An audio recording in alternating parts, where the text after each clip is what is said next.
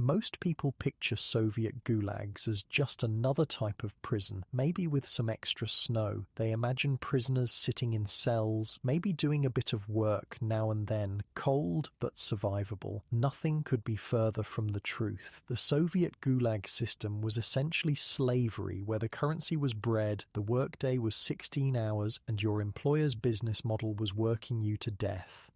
So yeah, if these stories help you sleep, hit subscribe. And I'm curious, what time is it where you are? Comment below. Got comments from Seattle to Stockholm last time. The time zone thing never stops being weird to me. Okay, tonight it's Soviet gulags. But before we go anywhere, get cozy. Like, actually cozy. Pillows good? Blanket situation handled? Perfect. Trust me on this one.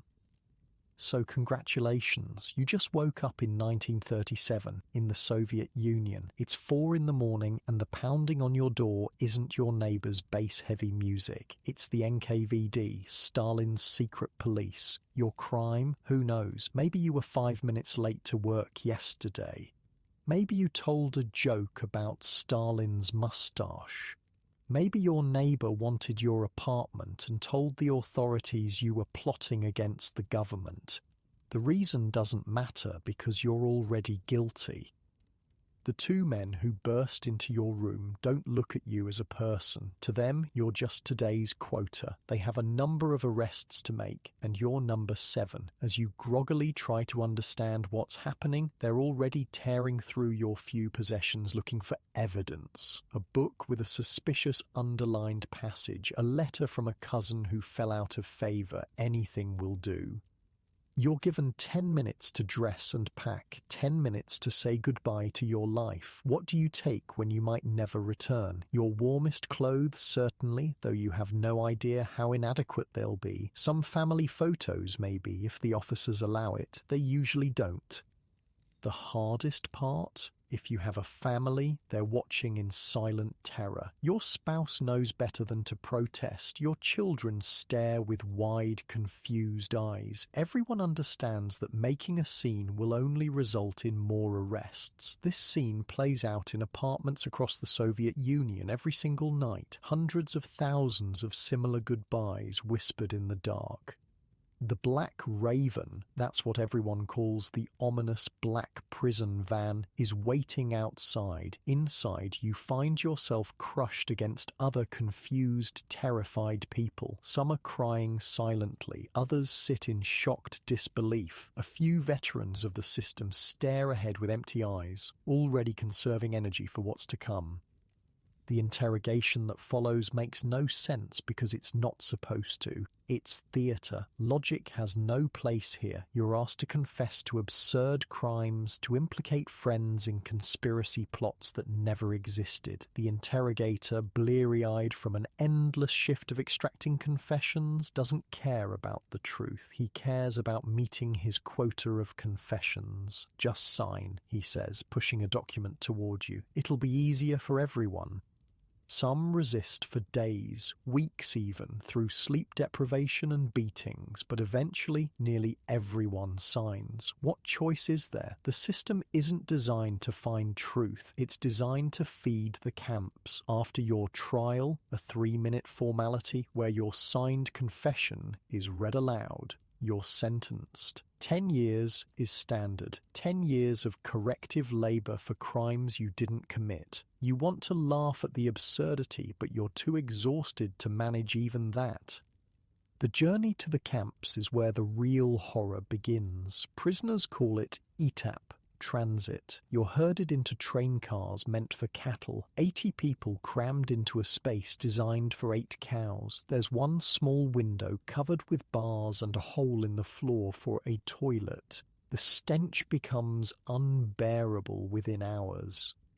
Make room for the living, a prisoner shouts when someone collapses. It's not cruelty, it's necessity. In this packed railcar, every square inch matters. The dead are pushed to the side, sometimes stacked in corners until the next stop. No one can afford to give them more space than that.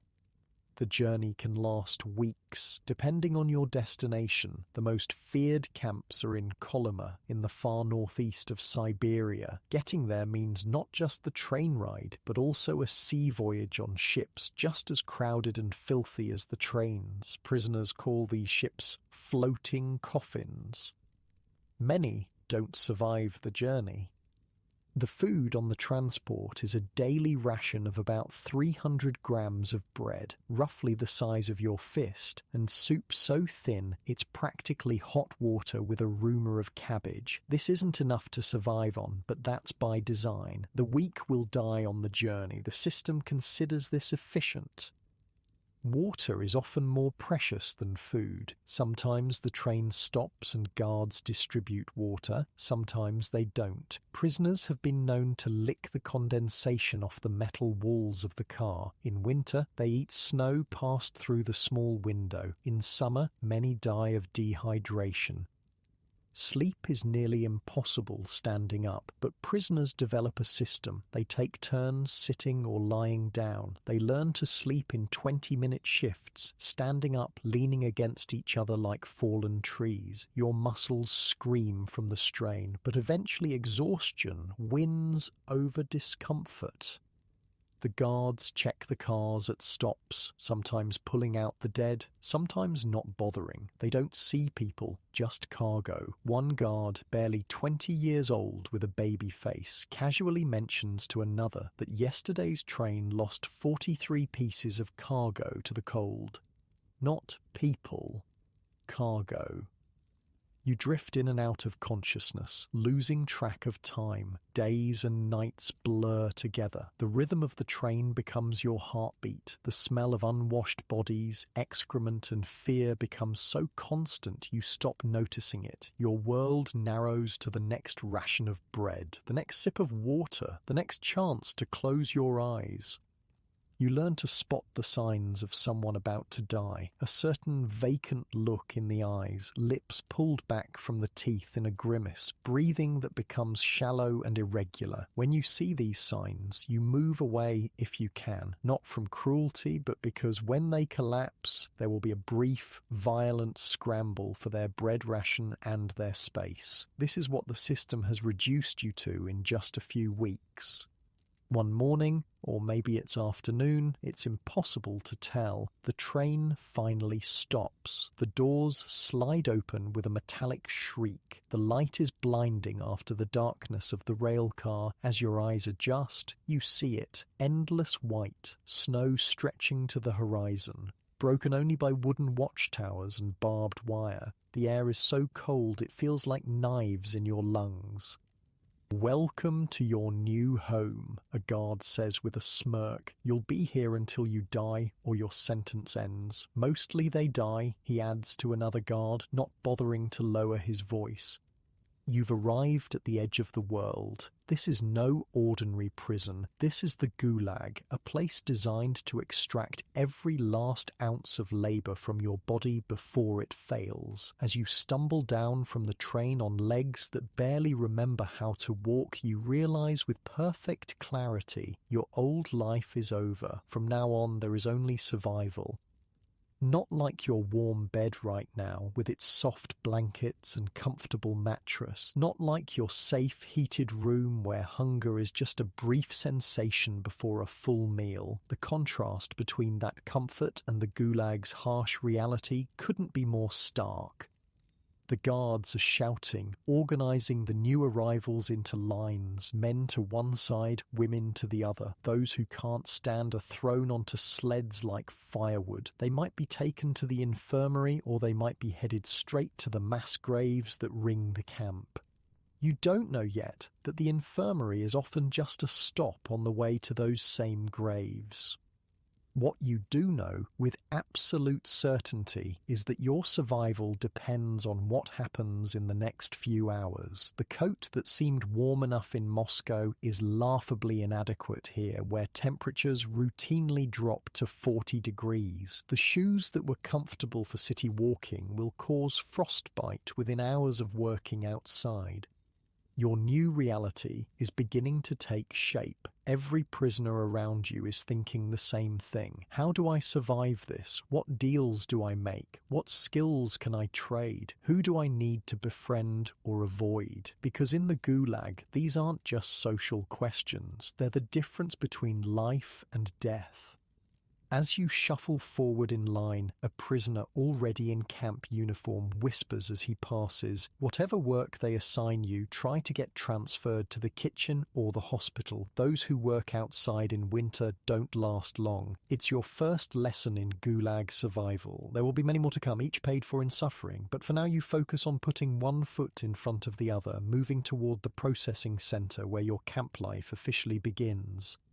The wooden building ahead has smoke rising from its chimney. It looks almost cozy from a distance, which makes it all the more jarring when you get close enough to read the sign, "Labor is a matter of honor, glory, courage, and heroism." Below it, scratched in smaller letters by some prisoner's desperate act of defiance, "Work to death. Welcome to the Soviet Gulag system. Your time starts now." The processing center is a flurry of dehumanizing efficiency. First comes the shaving. Every prisoner's head is shorn to the scalp, regardless of gender. The guards laugh as women sob, watching their hair fall to the floor. Men clench their jaws, trying to maintain some dignity. It's not just about hygiene or preventing lice, though the camps claim that's the reason. It's about stripping away identity. Next comes the disinfection, a shower with water so hot it scalds your skin, followed immediately by freezing cold. The shock of it makes people scream. Some older prisoners collapse from the sudden temperature change. No one helps them up. Then the uniforms. Not really uniforms at all, but a hodgepodge of whatever's available. Jackets with mismatched buttons or no buttons at all, pants too long or too short, boots that rarely match your foot size, too large and they cause blisters that become infected, too small and your toes freeze. Everything is worn, patched, and perpetually damp. Nothing is warm enough for the Siberian climate. "Name?" barks an administrator without looking up from his paperwork. You answer. He writes something down, then assigns you a number. From now on, that's your identity. You'll answer to it, work under it, potentially die with it as your only epitaph. Your existence has been reduced to digits in a logbook. Profession? He asks next. This is crucial. Those with useful skills, doctors, engineers, cooks, might land slightly better positions. Those without skills will be sent to general labor, which has the highest mortality rate. Whether your answer helps or not, the final step is the same. You're assigned to a brigade, a work unit, and a barracks. Then you're shoved outside again, clutching your meager belongings to find your new home among the identical wooden buildings stretching into the distance. The barracks is so overcrowded that bunks are stacked 3 high, with 2 or sometimes 3 prisoners sharing each one. There's no privacy, no space to call your own. The air is thick with the smell of unwashed bodies, the sickly sweet odor of infection, and the smoke from the small stove that does little to warm the vast space. A prisoner who's been there longer explains the system as you try to find a place to sleep. Work assignments come at 5 tomorrow morning. Food rations depend on how much work you do. Don't steal from other prisoners. They'll kill you for a crust of bread here. Don't trust the criminals. Don't cross the guards. And don't get sick. He pauses, seeing the overwhelmed look on your face. Then, unexpectedly, he offers a small kindness, the corner of his own sleeping space. "First night's the hardest," he says. "After that, you either learn to live with it or you don't live long." As you lay your head down on the hard wooden bunk, you realize you haven't eaten since the train. Your stomach gnaws with hunger, but the kitchen is closed until morning. Around you, prisoners cough, cry out in their sleep, or speak in hushed tones. Someone is quietly reciting what sounds like poetry. Someone else is silently weeping. The reality of your situation crashes over you in waves. 10 years in this place. You've been here less than a day, and already it feels like an eternity. How will you survive a decade? How will you survive the winter that's only just beginning? Outside, the northern lights dance across the sky, beautiful and indifferent to the suffering below. Inside, you close your eyes and try to remember the face of someone you loved in your previous life. It feels like grasping at smoke. The Gulag has a way of erasing everything but the present moment, and the present is nothing but cold, hunger, and fear. Tomorrow will bring your first day of work, your first test of whether you can adapt to this new reality. For now, exhaustion pulls you toward unconsciousness. Your last thought before sleep claims you is simple: I have to survive. Whatever it takes, I have to survive. From somewhere in the barracks, a prisoner begins to hum a folk song from home. Others join in silently, afraid to make too much noise but desperate for this small connection to the world outside. It's a moment of humanity in a place designed to destroy it. And right now, these brief moments are all that separate the living from the dead. Morning comes too soon, announced by a guard banging a metal rod against a rail. The sound cuts through your fitful sleep like a physical blow. Around you, prisoners jolt awake, already reaching for their boots. They move with practiced urgency. Being late for morning roll call is punishable by reduced rations or worse. Outside, in the pre-dawn darkness, your breath forms clouds in the frigid air. Stars still glitter overhead, obscenely beautiful against the bleakness of the camp. Guards walk the lines, counting prisoners as they shiver in formation. Some prisoners sway on their feet, weak from hunger or illness. If they fall, they're dragged away. Nobody asks where. As the sun finally breaches the horizon, casting long shadows across the snow, you get your first real look at the camp in daylight. Watchtowers loom at regular intervals along the perimeter fence. Guards with rifles pace along walkways, their breath visible in the cold. Beyond the fence is nothing but taiga, the vast Siberian forest that forms a natural prison. Even if you could somehow get past the fence and the guards, the wilderness itself would kill you within days. Today, announces the camp commander, a squat man with a face like folded dough, we begin construction of the new railway spur. Quotas have been increased. Anyone failing to meet their quota will have their rations reduced. A collective tension runs through the assembled prisoners. Increased quotas mean more deaths. Everyone knows it, including the commander. He doesn't care. In fact, there's a certain efficiency to it. The weak die faster, saving the state the trouble of feeding them. As the prisoners disperse to their work assignments, an older man falls into step beside you. "First day, huh?" he asks quietly. "Stick with me if you can. I've been here 3 years. I know how to stay alive." You look at him with surprise and hope. 3 years is an eternity in this place. Maybe he really does know something about survival. "Name's Mikhail," he says, "former engineer from Leningrad. Got 10 years for telling a joke about Stalin's mustache at a dinner party. My host reported me the next morning." He laughs, a dry sound with no humour in it. "Some joke, eh? 10 years for 10 words. As you trudge toward the work site, Mikhail continues his impromptu orientation. Rule 1, conserve energy whenever possible. Never work harder than you have to. The guards want to see motion, not results. Look busy, move slowly, and save your strength. He demonstrates as you reach the work site, picking up a shovel and moving snow with deliberate, unhurried movements. It looks like he's working hard to an observer, but you can see how he's minimizing actual exertion. Rule 2, he continues between shovelfuls. Food is life. Never give up your ration. Never share unless you're getting something better in return. Eat every crumb, lick the bowl, and if you find food, hide it. The moment you start giving away food is the moment you start dying.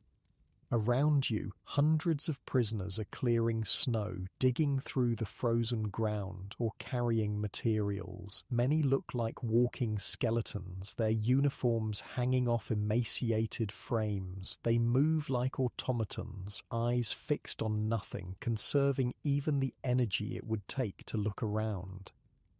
Rule 3, says Mikhail, nodding toward a group of rough-looking men who aren't working as hard as the others. Stay away from the criminals. The political prisoners, that's us. We're at the bottom of the hierarchy. The criminals run things among the prisoners. They steal, they hurt people, and the guards let them because it keeps us divided. You watch as a guard walks past the loafing criminals without comment, then stops to shout at an elderly man who's struggling with a wheelbarrow. The contrast is stark and deliberate. Divide and rule, the fundamental principle of the Gulag. Last rule, Mikhail says, his voice dropping even lower. Find something to live for.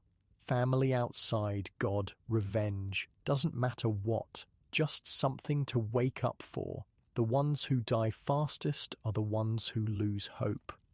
You nod, trying to absorb all this information while also keeping your shovel moving. Already your hands are stiff with cold, and you've been working less than an hour. How will you last a full day? How will you last 10 years? Mikhail seems to read your thoughts.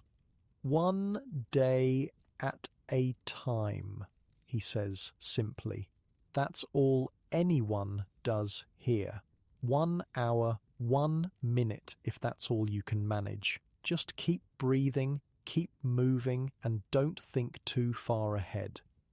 The morning crawls by in a haze of exhaustion and cold. By the time the lunch break is called, you can't feel your toes and your hands are raw, despite the rags you've wrapped around them. The promised meal turns out to be a ladle of thin soup, mostly hot water with a few cabbage leaves and the occasional potato, and a small piece of bread. Mikhail shows you how to eat slowly, savouring each bite, making the meagre meal last. The bread is everything, he explains. The soup just keeps you warm for a while. The bread keeps you alive. Around you, other prisoners are employing various strategies. Some gulp their food immediately, desperate to quell the gnawing hunger. Others, like Mikhail, eat methodically, making it last. A few are making trades, a portion of soup for a bit more bread, a cigarette for an extra potato. My wife and daughter are still in Leningrad, Mikhail says suddenly. I think about them every day. That's my reason. What's yours? You consider the question as you chew your last bit of bread. What is worth surviving for in this frozen hell? The answer will be different for everyone, but finding it is the difference between life and death in the camps. As the whistle blows, signalling the end of the brief lunch break, Mikhail stands with a grimace of pain. Back to work, he says. Remember what I told you. Move like you're working hard, but save your strength. We've got 8 more hours before dinner, and that's when the real cold sets in. You follow him back to the work site, mimicking his deliberate movements. Already you're learning the choreography of survival, the dance between doing enough to avoid punishment and conserving enough energy to stay alive. It's a delicate balance, one that every prisoner must master or perish. The afternoon stretches endlessly, the sun already beginning its early winter descent. Your muscles scream with fatigue, and hunger has settled into a constant companion in your gut. But you keep moving, keep breathing, 1 shovelful at a time, 1 minute at a time. Mikhail works nearby, occasionally catching your eye with a nod of encouragement. Around you, other prisoners have noticed your connection to the veteran, which offers a small measure of protection. Not much, but in the Gulag, every advantage matters. As darkness falls, the temperature plummets further. The guards grow more irritable, shouting and occasionally striking prisoners who slow down. Everyone is eager to finish, to return to the relative shelter of the barracks, but the quota must be met, or everyone suffers.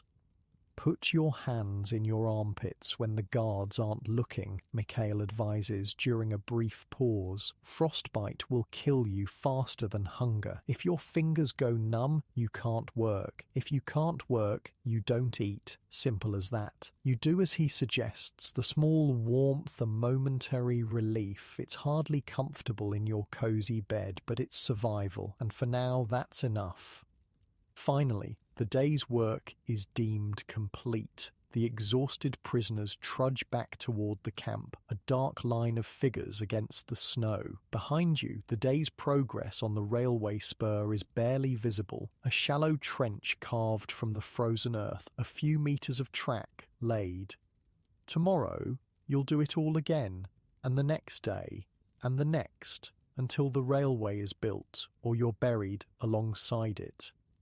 Back in camp, the evening meal is similar to lunch, thin soup and bread, with the addition of a small piece of salt fish for those who met their quota. The nutrition is inadequate for the calories burned during work, ensuring a slow starvation even for those who receive full rations.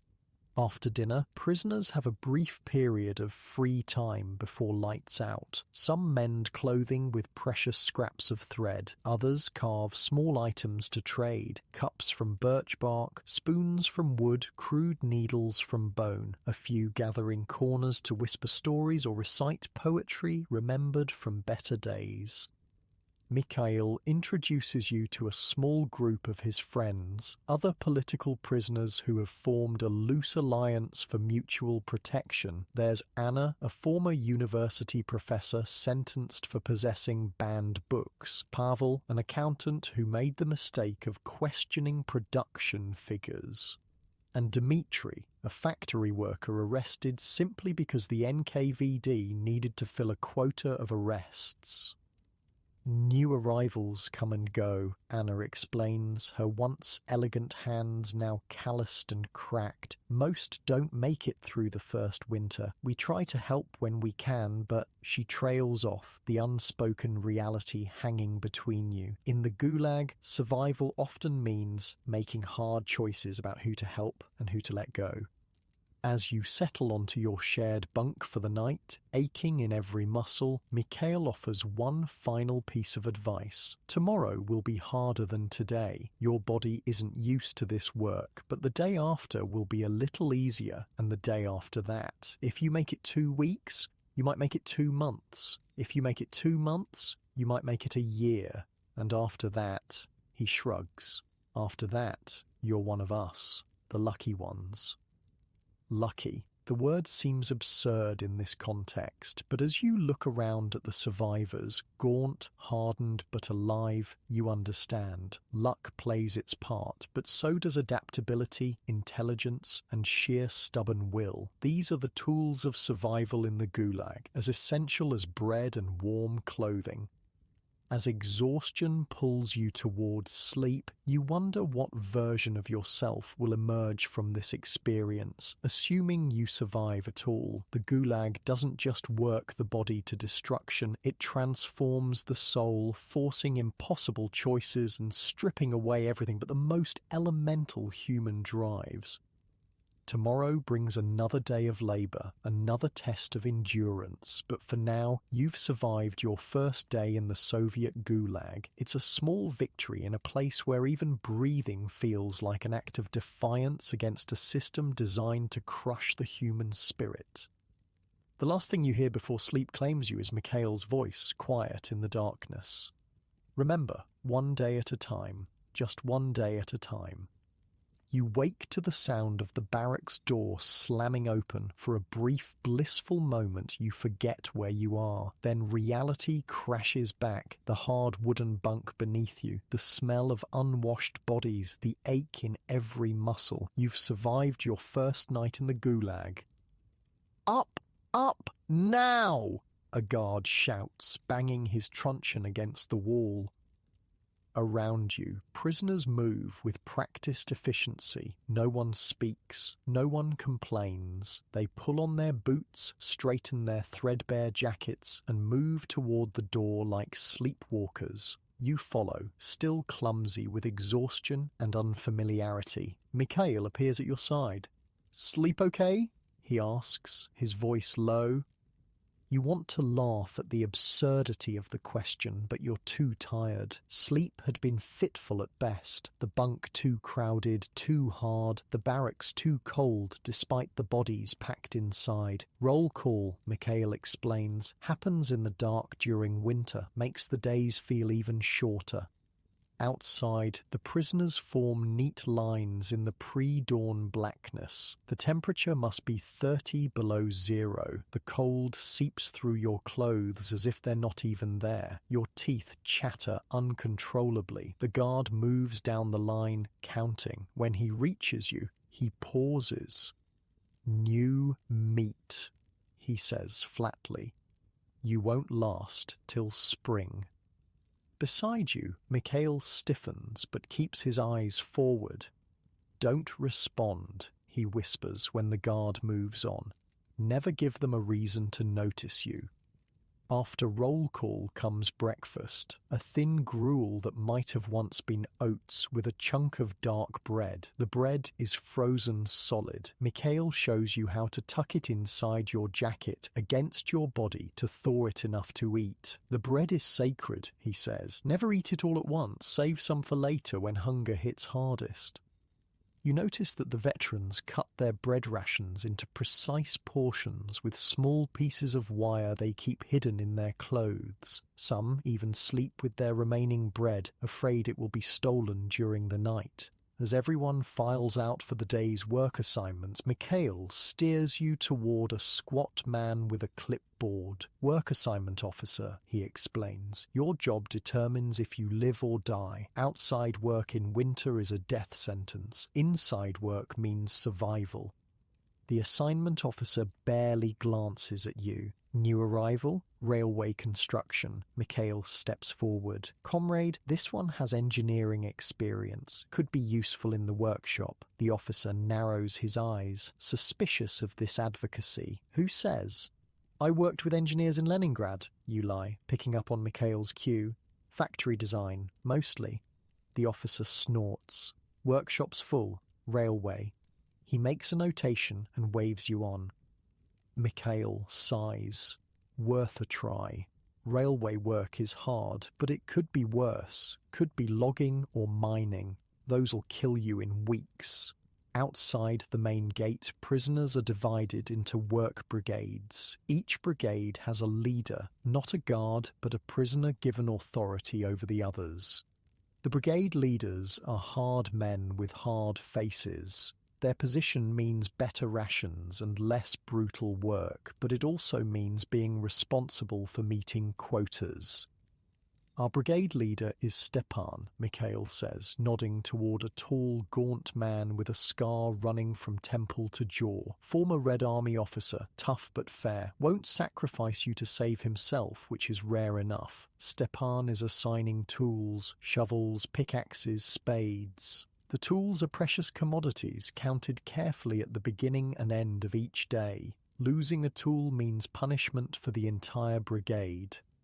"Comrade engineer," Stepan says when you approach, using the lie you told earlier. His eyes are evaluating, not hostile. "Mikhail vouches for you. That's enough for now. Take a shovel and stay close to him. Learn quick or die quick. Only two options here."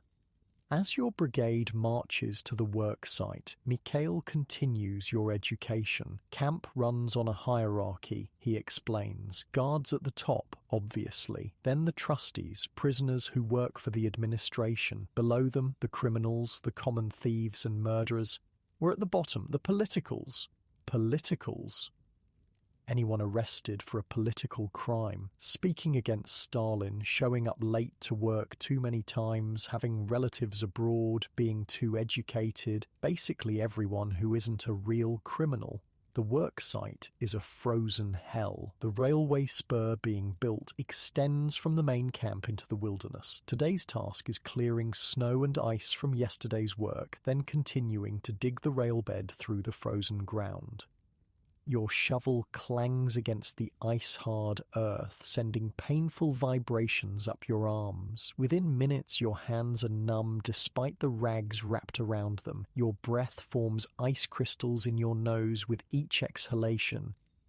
Nearby, a prisoner who looks even more skeletal than the others suddenly drops his shovel and clutches his chest. He crumples to the ground without a sound. Two guards walk over casually, discuss something between themselves, then drag the man away by his feet, leaving a dark trail in the snow. "Heart attack," Mikhail says flatly. "Common enough. Body can't handle the strain and the cold together." "They're not taking him to the infirmary?" Mikhail gives you a look of pity. "He's dead. They're taking him to the morgue pit. In winter, they don't even bury the bodies until spring thaw, just stack them like firewood." You stare after the guards, watching as they disappear around a bend with the dead man. It seems impossible that death could be treated so casually. But in the Gulag, you're learning death is the most common occurrence of all.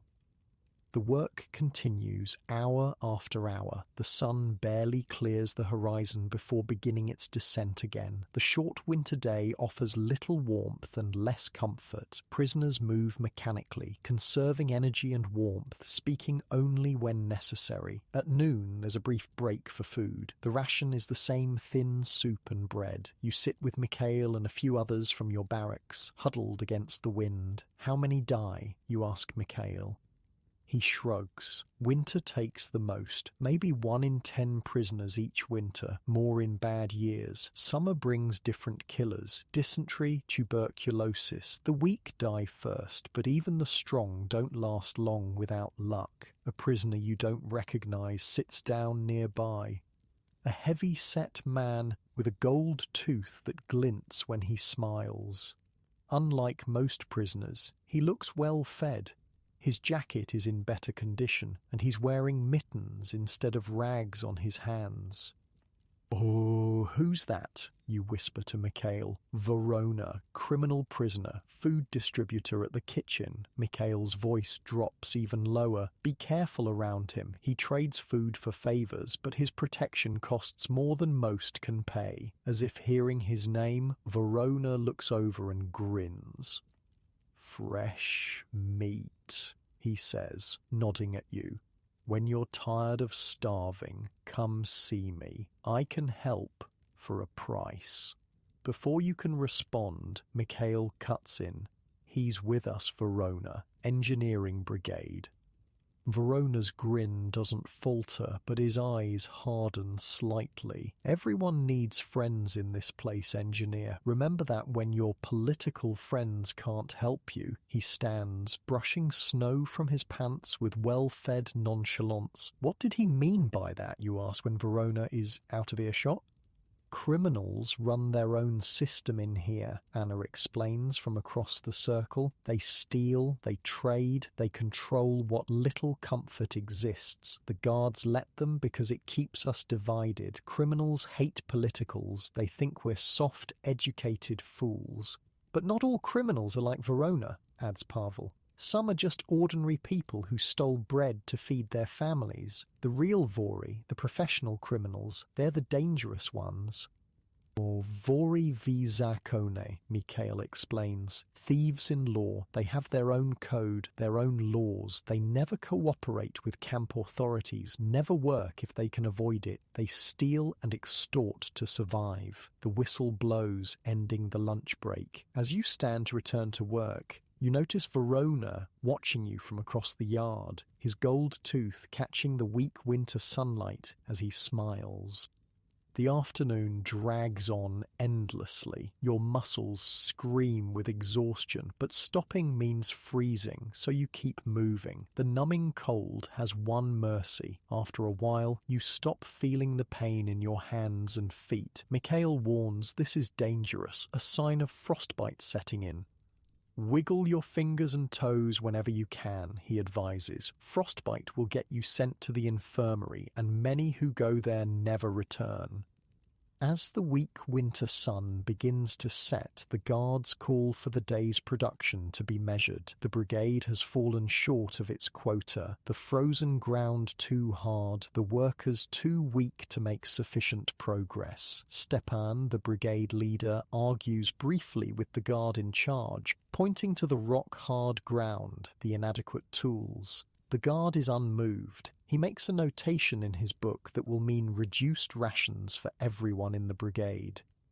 The march back to camp is silent, heavy with exhaustion and the knowledge of hunger to come. At the gate, guards count the prisoners and inspect them for contraband, anything from the work site that might be fashioned into a weapon or tool for escape. An older prisoner ahead of you is found with a small piece of wire hidden in his boot. The guards pull him aside for punishment. No one looks, no one speaks. There's nothing to be done. Back in the barracks, prisoners engage in the evening rituals of survival. Some examine their feet and hands for frostbite, others mend tears in their clothing with crude needles made from fish bones. A few gather in small groups to share whispered conversations. Precious moments of humanity in an inhumane place. You collapse onto your bunk, every muscle quivering with fatigue. Mikhail sits beside you, offering a small bundle wrapped in a scrap of cloth. "Here," he says, "extra bread, just for tonight. Tomorrow, you're on your own." The gesture brings unexpected tears to your eyes. In this place where selfishness is survival, kindness is almost shocking. "Why help me?" you ask. Mikhail is quiet for a moment. "I had help when I first arrived. Man named Yuri taught me what I'm teaching you. He died last winter. Pneumonia." He shrugs. "Besides, more hands make lighter work. Brigade needs strong workers to meet quota." You understand the practicality beneath the kindness. Nothing in the Gulag is purely altruistic. Survival depends on calculation as much as compassion. As you eat the gifted bread slowly, savouring each crumb, Anna joins you and Mikhail. Her face is drawn with exhaustion, but her eyes remain alert. "I've been thinking," she says quietly. "The new one needs proper mittens. The hospital has a mending room. I know someone there who might trade." Mikhail nods. "What's the cost?" "Half a bread ration. It's an enormous price, half a day's nutrition, but you understand now that frostbitten hands mean death as surely as starvation, just more slowly. I can pay," you say, though the thought of giving up food already makes your stomach clench. Anna shakes her head. "Not your bread. Mine. But you'll owe me." She gives you a tired smile. "Nothing comes free here. Remember that." This is your introduction to the complex economy of the Gulag. Everything has value. Food, clothing, tools, medicine, even knowledge. Prisoners trade what little they have to fill their most desperate needs. A broken spoon might be worth a few puffs on a cigarette. A needle could be traded for an extra ladle of soup. Everyone calculates constantly, weighing needs against resources. "Your first rule of trading," Mikhail advises, seeing your interest. "Never show desperation. Second rule, never trade all of anything. Keep something back. You never know when you'll need it." The barracks door opens, admitting a gust of frigid air and a prisoner you haven't seen before. He's shorter than most, with quick, darting eyes that take in everything. Several prisoners nod to him with what looks like respect. "That's Isaac," Mikhail whispers. "Camp doctor. Unofficial, of course. The official doctors barely treat politicals. Isaac was a surgeon in Moscow before his arrest. Now he trades medical help for whatever he can get." "What was his crime?" you ask. "Jewish," Mikhail says simply. "That's enough these days."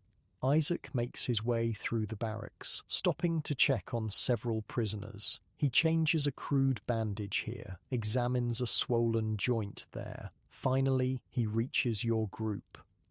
"Or new arrival?" he asks, eyeing you professionally. "Let me see your hands." You hold them out, red, cracked, already showing signs of the damage to come. Isaac clicks his tongue disapprovingly. You'll lose fingers like this, he says. Maybe worse. From a hidden pocket he produces a small tin of what looks like grease. Bare fat mixed with pine resin. Rub it in every night. Not enough, but better than nothing. He hands you the tin, a treasure beyond price in this place. You stare at him, uncomprehending. What do I trade for this? Isaac's smile is tired but genuine. First one's free, after that we talk payment. Maybe you have skills I can use?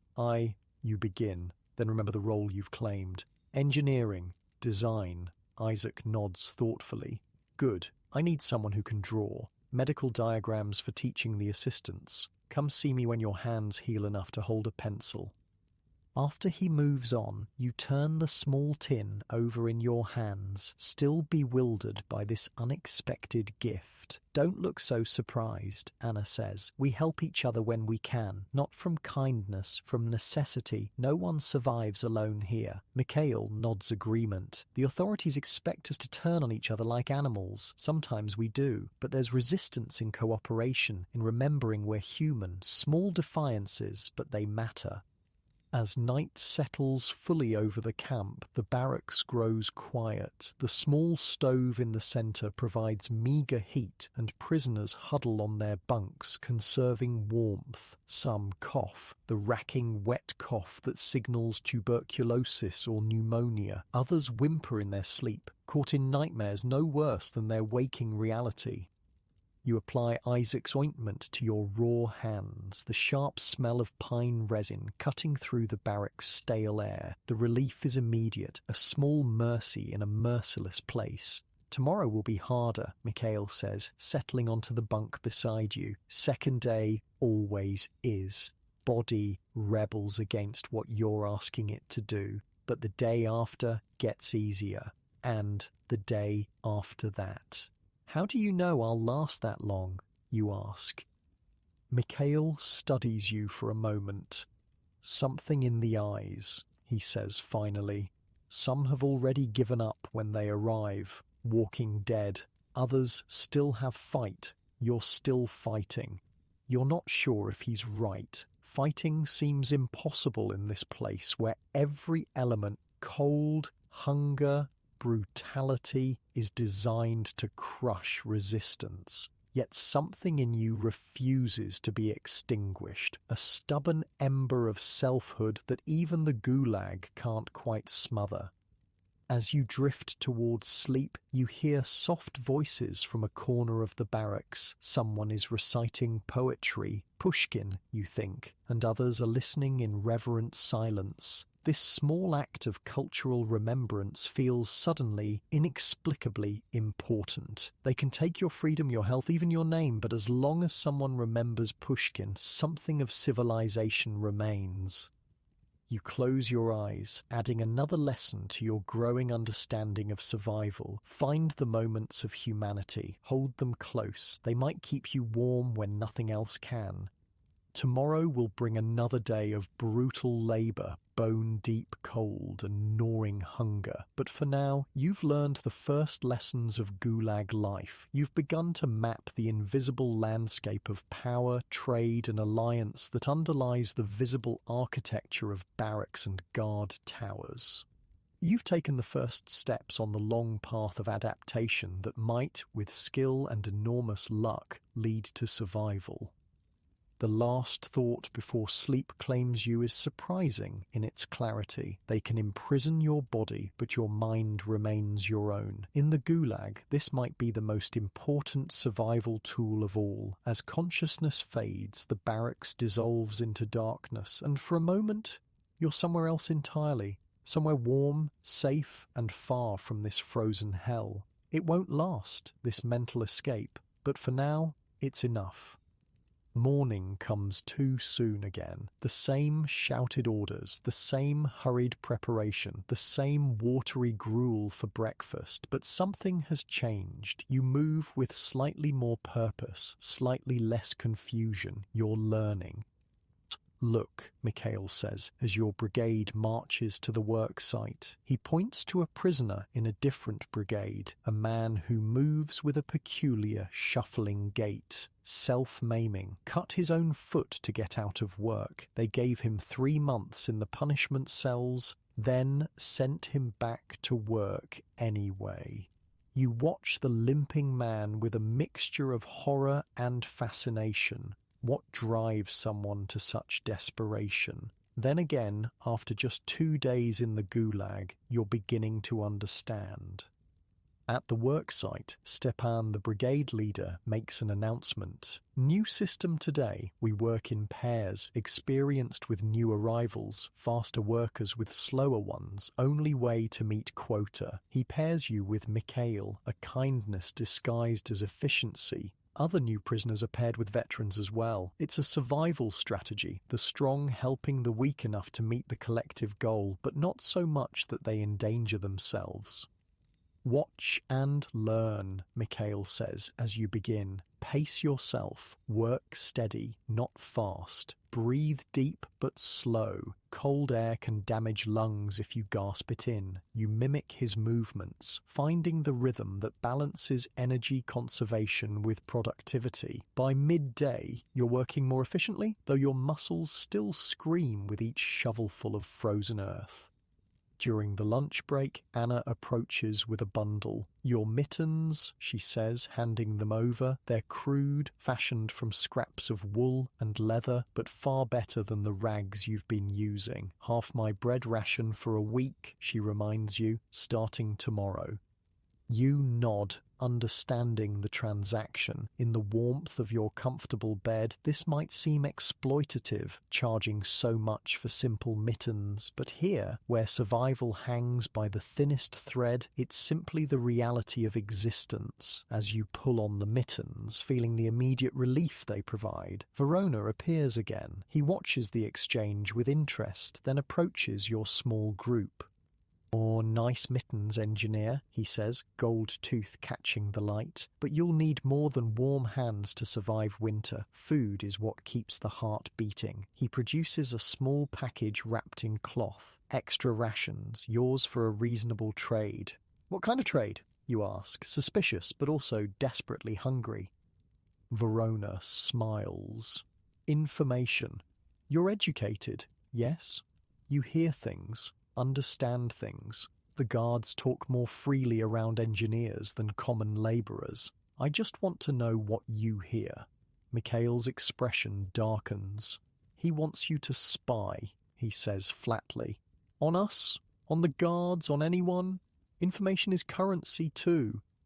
Verona's smile doesn't falter. Everyone trades something political. Some trade bread, some trade medicine. He taps his temple. Some trade what they know. Think about it, engineer. My offer stays open. He walks away, leaving the group in uncomfortable silence. "Never trust him," Pavel says, quietly. "Men like that survive by ensuring others don't." You nod, but the encounter leaves you unsettled. Verona represents another facet of Gulag life, the constant temptation to betray others for personal gain. In a place where death hovers so near, morality becomes fluid, situational. What wouldn't you do to survive one more day, one more week? These questions follow you through the afternoon's labour. The work itself becomes almost meditative, the same motion repeated endlessly, your mind free to wander while your body performs its task. This separation of consciousness from physical suffering, you realise, is another survival technique. By the time the day ends, your brigade has almost met its quota. Not enough for bonus rations, but enough to avoid penalties. It's a small victory, celebrated with exhausted nods between workers as you trudge back to camp. In the barracks that night, Isaac checks your hands again, nodding approval at the mittens. "Better," he says. "You might keep all your fingers now." "When can I start drawing for you?" you ask, eager to repay the debt of the ointment. Soon, he says. Rest tonight. Hand injuries heal quickly if treated properly. As he moves away, Mikhail explains another aspect of camp life. Isaac trades medical help, but what he's really doing is building a network. People who owe him, people who respect him. That's real power here. Not fear, but gratitude and respect. You think about this as you settle onto your bunk, understanding more clearly now the complex web of relationships that sustains life in the camps. There's the official power structure, guards, administrators, trustees, and then there's the unofficial one. Doctors like Isaac, brigade leaders like Stepan, criminal bosses like Verona. Navigating these hierarchies is as crucial as physical endurance. Anna sits nearby, mending a tear in her jacket with meticulous care. "Do you have family outside?" she asks suddenly. The question catches you off guard. Talk of the outside world is both precious and painful. "Yes," you say after a moment. "A sister in Kiev, parents in Moscow. You?" "Husband and son," she says, eyes on her needlework. "Arrested the same night as me. Different camps. I don't know if they're alive." The simple statement lands like a physical blow. So many families shattered, so many connections severed. The Gulag doesn't just imprison individuals, it dismembers entire social networks, leaving isolation in its wake. "I was a literature professor," Anna continues, "specialized in foreign poetry. That was enough to make me an enemy of the state. My husband was a chemist. My son was 15. The past tense when speaking of them is telling, not that she knows they're dead, but that she's trained herself to think of that life as over. Another survival technique, letting go of what can't be held. Around the barracks, similar quiet conversations unfold. Prisoners sharing fragments of their former lives, preserving memories like precious artifacts. This too is resistance, refusing to let the Gulag define their entire existence. As lights out approaches, Mikhail offers one final lesson for the day. "Remember their names," he says, nodding toward the other prisoners. "Remember their stories. In here, being remembered is the only immortality we have." You nod, committing to memory the names and faces around you. Mikhail the engineer, Anna the professor, Pavel the accountant, Isaac the doctor, Stepan the brigade leader, even Verona with his gold tooth and dangerous offers. This is your world now, these people, this barracks, the railway work site. The past recedes a little more each day. The future extends only as far as the next meal, the next work shift. But in this contracted present, you're learning to survive, hour by hour, breath by breath. As the barracks lights go out, plunging the space into darkness, relieved only by the dim glow of the stove, you realize you've completed your second full day in the Gulag. It's nothing, a drop in the ocean of your 10-year sentence, but it's also everything, proof that survival is possible, at least for now. Outside, the Arctic wind howls across the compound, rattling the barracks' walls. Inside, prisoners shift and murmur in their sleep, each lost in private dreams or nightmares. You lie awake a while longer, feeling the ache in your muscles, the gnawing in your stomach, but also something unexpected, a fierce determination to see tomorrow and the day after and the day after that. The Gulag is designed to break the human spirit, to reduce people to nothing more than units of labor to be used and discarded. Your resistance begins with this simple refusal to remain human, to remember your name, to help others when you can, to accept help when it's offered. In your warm, comfortable bed right now, this might seem like a small thing, but in the frozen hell of the Soviet Gulag, it's everything. Days blend into one another in the Gulag. The routine becomes your anchor. Roll call at dawn, work until dusk, meager meals, brief rest, then sleep. Repeat until you die or your sentence ends. After 2 weeks, you've settled into this rhythm, your body adapting to survive on too little food and too little rest. Congratulations, Mikhail says one morning. You've outlasted half the new arrivals from your transport. You hadn't noticed, but looking around, you realize he's right. Many faces from that first day are gone, taken by cold, hunger, or disease. Their bunks now occupied by newer arrivals, the cycle continuing without pause. Today is Sunday, the one day each month when prisoners don't work. Not from any religious consideration, but because even the Soviet system recognizes that machines need maintenance, and in the Gulag, prisoners are just machines.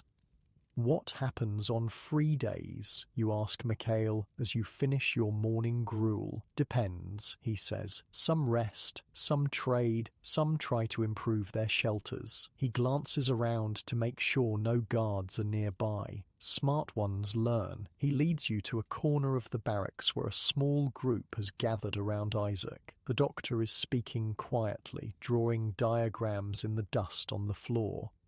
Frostbite, he's explaining. First stage, the skin turns red and swollen. Second stage, blisters form. Third stage, the flesh dies and turns black. He erases his drawing with a sweep of his hand. Prevention is everything. Keep extremities warm, keep moving, don't let sweat freeze against your skin.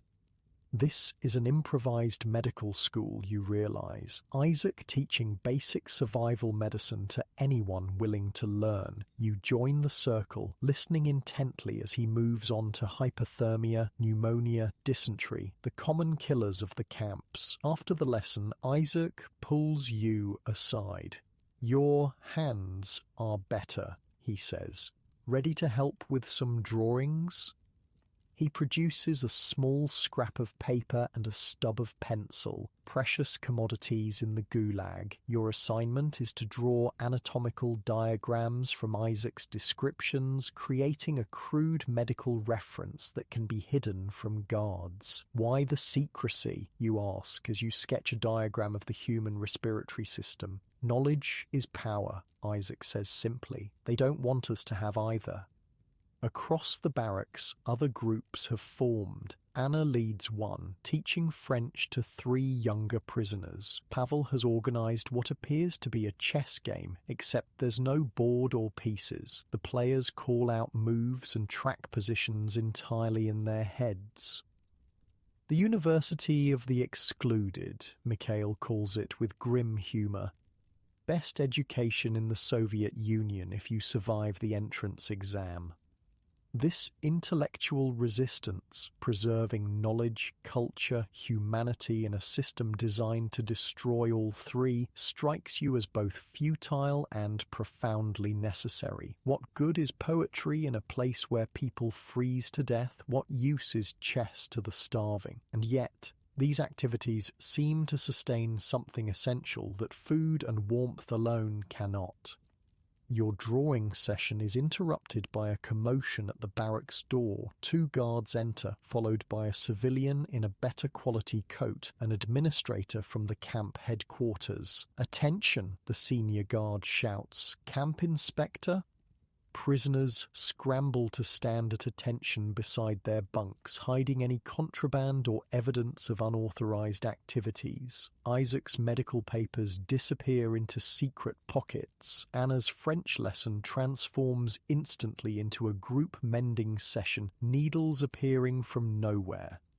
The inspector moves through the barracks, making a show of checking conditions. He pokes at the stove, frowns at the thin blankets, makes notes on a clipboard. It's all theatre. Everyone knows conditions won't improve, no matter what he writes. When he reaches your section, he pauses, noticing the pencil you weren't quick enough to hide. "What's this?" he demands.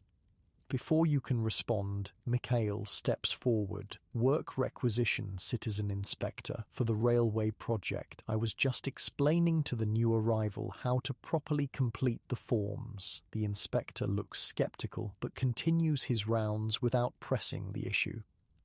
After he leaves, the barracks exhales collectively. Always the same, Stepan says from his bunk. They come, they see, they write reports nobody reads. Nothing changes. Or something changed last inspection, Pavel counters. They took away our Sunday meal, said it was wasteful to feed non-working prisoners the same as working ones. This revelation is chilling. You haven't eaten since last night's dinner and won't eat again until tomorrow's breakfast.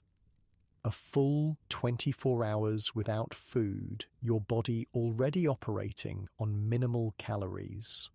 The casual cruelty of this policy, the deliberate weakening of already starving people, is stunning in its calculation. Why do they bother with inspections at all, you ask? Anna gives a bitter laugh. Bureaucracy. The Soviet system runs on papers and stamps and signatures. Someone in Moscow needs to check a box saying the camps were inspected. And occasionally, Isaac adds quietly, they need to find someone to blame when too many prisoners die. A commandant here, a doctor there, sacrifices to the great Soviet efficiency machine. As the day wears on, you witness the various ways prisoners use their free time. Some sleep, catching up on rest their bodies desperately need. Others engage in the camp's underground economy, trading food for services, clothing for medicine, information for protection. Verona holds court near the barracks door, presiding over his informal marketplace. You watch as a thin prisoner approaches him, offering what appears to be a handmade comb carved from wood. Verona examines it, nods, and passes over a small package. Extra food, most likely. Another prisoner trades what looks like a letter, presumably to be smuggled out of camp through Verona's connections, for a pair of foot wrappings. He has contacts among the civilian workers, Mikhail explains, following your gaze. Guards, too. Anything can be had for a price, and Verona sets the prices. How does he get away with it, you ask? The guards must know. Of course they know. They're part of it. Guards need things too. Vodka, tobacco, news from home. The smart ones work with prisoners like Verona rather than against them. This symbiotic corruption, each party using the other for mutual benefit, seems to be one of the few functioning systems in the camp. It's exploitative and brutal, but it creates channels through which scarce resources can flow, keeping alive those who otherwise might perish. Later in the afternoon, Stepan organizes a small group to repair the barracks roof, which has begun to leak as winter gives way to the brief muddy spring. You volunteer, grateful for any activity that generates body heat on this food-free day. On the roof, working with scavenged materials to patch holes, you get your first clear view of the entire camp. The sight steals your breath, not just your barracks and work area, but dozens of similar structures stretching into the distance, each surrounded by fence and guard towers, each filled with hundreds of prisoners. The scale of the Gulag system suddenly becomes tangible. Not just your suffering multiplied, but thousands upon thousands of similar stories playing out simultaneously. How many camps like this are there? You ask Stepan as you hammer a piece of scrap metal over a hole. Hundreds, he says grimly, from here to the Pacific, some bigger, some smaller, all the same in what matters. And how many prisoners total? Stepan shrugs. Millions. Nobody knows exactly, not even the authorities, I think. Too many to count, too many to bury properly, just statistics on some bureaucrat's desk in Moscow. The vastness of it, this continent-spanning archipelago of suffering, makes you dizzy. Your individual pain, significant as it is to you, becomes a single drop in an ocean of misery. The Soviet system has industrialized imprisonment on a scale never before seen in human history. Back in the barracks, hunger gnaws at you with increasing intensity. By evening, many prisoners have retreated to their bunks, conserving energy, trying to sleep through the pangs. Others sit in small groups, distracting themselves with quiet conversation. The hunger gets worse before it gets better, Mikhail advises. Your body is still fighting, still expecting regular meals. Eventually it surrenders, accepts the new normal. How long does that take, you ask? For months, he says, and it never completely goes away, but the sharp edge dulls. You learn to live with it like pain from an old wound. Anna joins your conversation, her face drawn with hunger but her eyes still alert. The mind can overcome the body's demands, she says. That's what they don't understand about us, the political prisoners. We've already sacrificed comfort for principle. We know how to deny ourselves.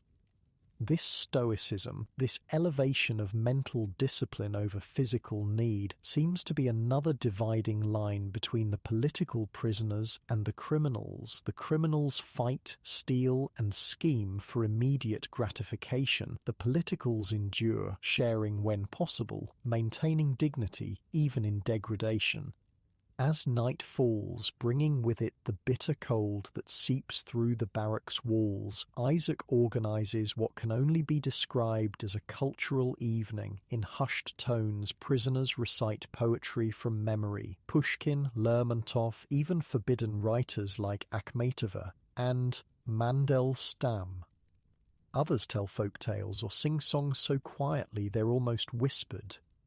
In the old days, they'd shoot you for this, Mikhail says. Unauthorized gathering, counter-revolutionary content. Now they just extend your sentence if they catch you. Progress, Soviet style. Despite the risk, the shared words create a fragile bubble of normality, a temporary escape from the Gulag's grinding reality. You find yourself transported, however briefly, to a world of beauty and meaning beyond the camp fences.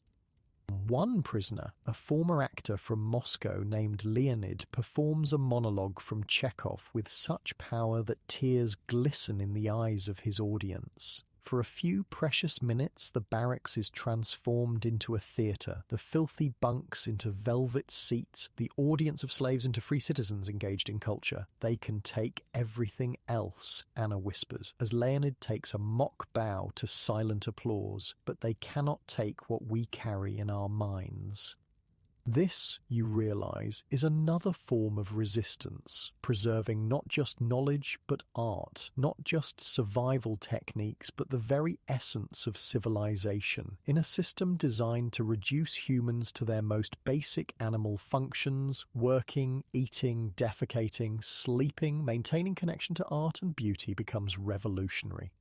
As the improvised performances conclude and prisoners settle for sleep, Mikhail offers another observation. Notice who participated tonight. All politicals, no criminals. They think we're soft, but we outlast them in the end. They fight the camp with their fists. We fight it with our minds. That night, despite your empty stomach, you sleep more soundly than usual, your dreams filled with poetry and theatre, rather than the usual nightmares of freezing and falling. The human mind's capacity for adaptation, for finding moments of transcendence in the depths of hell, continues to astonish you. Morning brings a return to routine. Roll call, breakfast. Never enough but ambrosia to your starved body. Then the march to the work site. Spring is accelerating, the snow melting to reveal the muddy ground beneath. This creates new challenges. Tools stick in the mud, boots become sodden. The work of railway building grows messier, though no less exhausting. Careful of your feet, Isaac warns as the brigade prepares for the day's labour. Wet boots mean blisters. Blisters mean infection. Infection means amputation or death. In the Gulag's medical hierarchy, prevention is everything. Once disease or injury takes hold, treatment options are limited to non-existent. The camp infirmary is understaffed, undersupplied, and often staffed by prisoners with minimal medical training. Many who enter never leave. Today's work is laying railroad ties along the newly dug track bed. The ties are massive logs requiring 4 prisoners to lift each one. The labour is backbreaking and the mud makes each step treacherous. Midway through the morning, a prisoner in your brigade, an older man named Grigori, slips while carrying his end of a tie. The massive log crashes down, pinning his leg. The sound of breaking bone is audible even over his scream.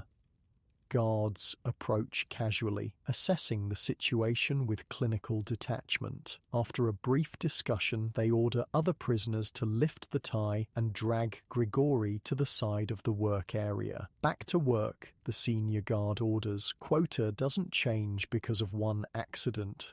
You stare at Grigori, who lies white-faced and sweating in the mud, his leg bent at an unnatural angle. Someone should help him, you whisper to Mikhail. There's nothing to be done, he responds, though the pain in his eyes belies his matter-of-fact tone. No doctor will come here. If he's lucky, they'll take him to the infirmary at the end of the day. And if he's not lucky, Mikhail doesn't answer, but his silence is answer enough. Some accidents are death sentences, slow or quick, depending on the severity and the whims of the guards. The work continues, but the mood has darkened. Every prisoner knows they could be next. One slip, one moment of weakness or inattention, and they too could be lying in the mud, waiting for help that might never come. At lunch break, Isaac breaks the unwritten rule about staying with your own brigade. He crosses to where Grigori lies and kneels beside him, examining the injury with gentle hands. A guard starts to approach, baton raised, but Stepan intercepts him. "Citizen guard," he says respectfully. "If the prisoner dies, that's one less worker for the railway. If the doctor can help him work again, the state benefits." The guard considers this logic, then shrugs and turns away. Practical considerations trump arbitrary rules, at least this time. You watch as Isaac constructs a crude splint from branches and strips of cloth torn from Grigori's own shirt. The improvised first aid won't heal the broken bone, but it might prevent further damage, might give Grigori some chance of eventual recovery. Will he survive? You ask Mikhail. Depends, he says. If the bone heals clean, if infection doesn't set in, if he's given light duties until he can walk again, maybe, but that's a lot of ifs. This is the capricious reality of Gulag medicine, survival depending not on the quality of care but on a cascade of unlikely circumstances. The system isn't designed to heal but to extract maximum labour before death. Medical intervention is just another form of maintenance, like repairing a broken tool. The afternoon's work proceeds under a leaden sky that eventually opens to a cold, steady rain. Soon everyone is soaked to the skin, shivering as they struggle with the increasingly heavy ties. Mud sucks at your boots with every step, making each movement an exercise in exhaustion. By the time the workday ends, you're chilled to the bone, your clothes sodden, your hands raw despite the mittens Anna traded for. The march back to camp seems endless, each step requiring conscious effort as your body rebels against the continued demands placed upon it. In the barracks, prisoners create a makeshift drying system, ropes strung from the ceiling beams where wet clothes can be hung near the stove. The limited space means taking turns, the most desperate cases going first. Strip everything, Mikhail advises. Wrap in your blanket while your clothes dry. Wet fabric against skin will kill you faster than bullets. You follow his instructions, huddling under your thin blanket while your clothes steam near the stove. Around you, others do the same, the barracks filled with shivering, semi-naked figures wrapped in grey blankets like ghosts. Isaac moves among the worst cases, checking for hypothermia and frostbite. Keep moving your fingers and toes, he instructs. Rub your limbs to stimulate circulation. Share body heat if necessary. This last directive leads to the oddly intimate sight of prisoners huddled in pairs or threes under shared blankets, preserving precious body heat without regard for normal social boundaries. In the Gulag, such conventions become meaningless luxuries. Survival trumps modesty, pride, personal space. Dinner is the usual thin soup and bread ration, but to your cold, exhausted body, it might as well be a feast. You eat slowly, methodically, as Mikhail taught you, extracting every possible calorie from the meagre meal. Grigory is brought in on a makeshift stretcher just before dinner. His face grey with pain, but his eyes open. He's placed on his bunk, and Isaac immediately goes to check on him. They're letting him stay, you ask, surprised? Not taking him to the infirmary? Infirmary's full, Pavel explains. Spring thaw brings illness, pneumonia, influenza, tuberculosis flaring up. They only take the most serious cases or those they think might actually recover and work again. This calculated triage, based not on medical need but on productive potential, is yet another way the Gulag system reduces humans to units of labor. A prisoner's value lies solely in their ability to work. Once that ability is compromised beyond a certain threshold, they become expendable. After dinner, as the barracks settles into evening routines, you find yourself part of a small group gathered around Grigory's bunk. Isaac has organized a nursing rotation, prisoners taking turns to monitor his condition, help him eat, assist with personal needs. You volunteer for a shift, moved by this collective care for a man who, 2 months ago, was a stranger. Why do we help each other, you ask Anna, as you watch Isaac change Grigory's splints. In a place where selfishness means survival, why risk our own strength? She considers the question carefully, because to do otherwise would make us what they believe we are: animals, slaves, things. By helping each other, we prove them wrong. It's not just kindness, it's defiance. This perspective, reframing mutual aid as resistance rather than weakness, helps you understand the complex moral calculus of the Gulag. Prisoners make daily choices between self-preservation and solidarity, between immediate survival and maintaining the humanity that makes survival meaningful. As night falls and the barracks lights dim, you find yourself thinking about Grigory, about Isaac's improvised medical practice, about the poetry recitations and chess games played in heads. The Soviet system has created the Gulag to break human beings, to extract their labor and discard the remains. Yet within this machinery of dehumanization, prisoners continue to assert their humanity in 100 small ways.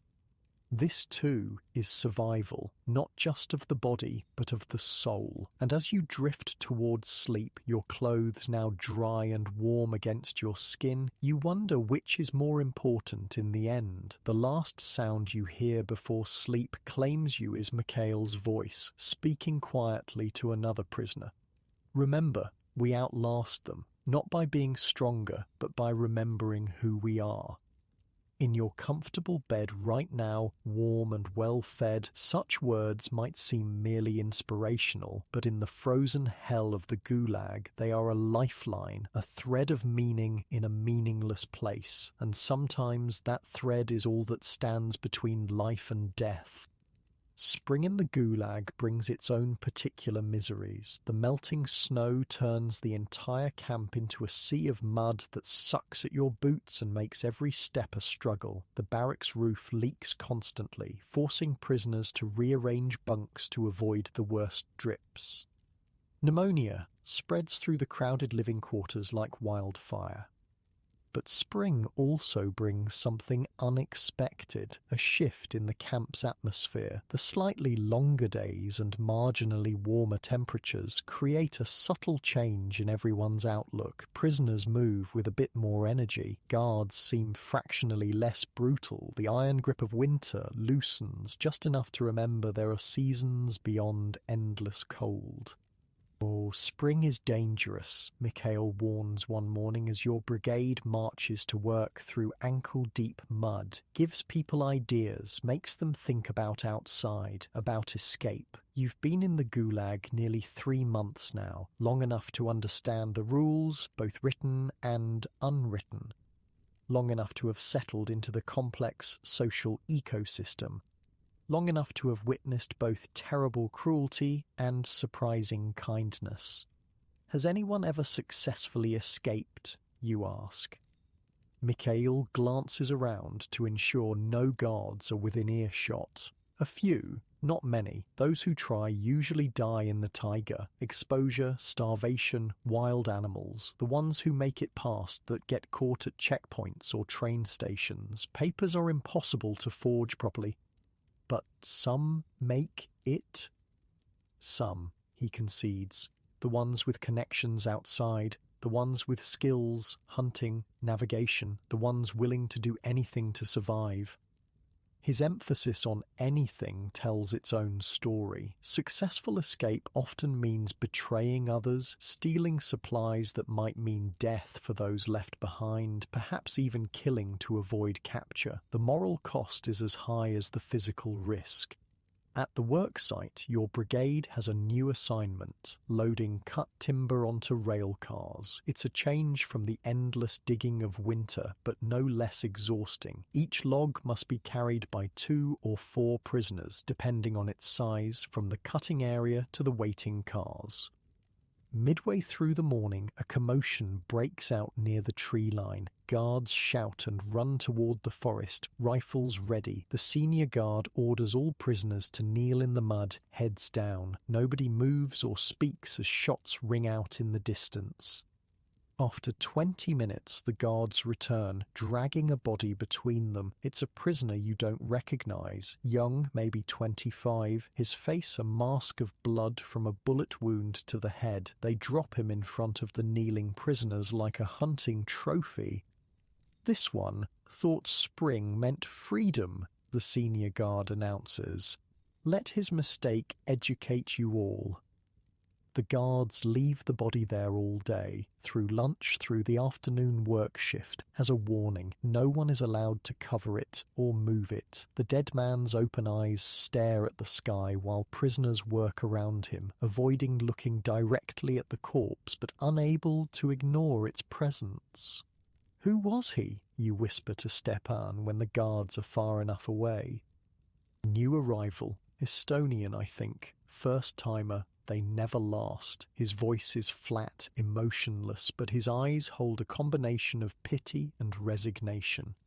This brutal object lesson, the casual murder and deliberate display, is typical of how the Gulag system operates. Fear is a tool wielded as deliberately as any truncheon or rifle. The psychological torture of working alongside a dead comrade serves the same purpose as the physical torture of interrogation, to break resistance, to enforce compliance.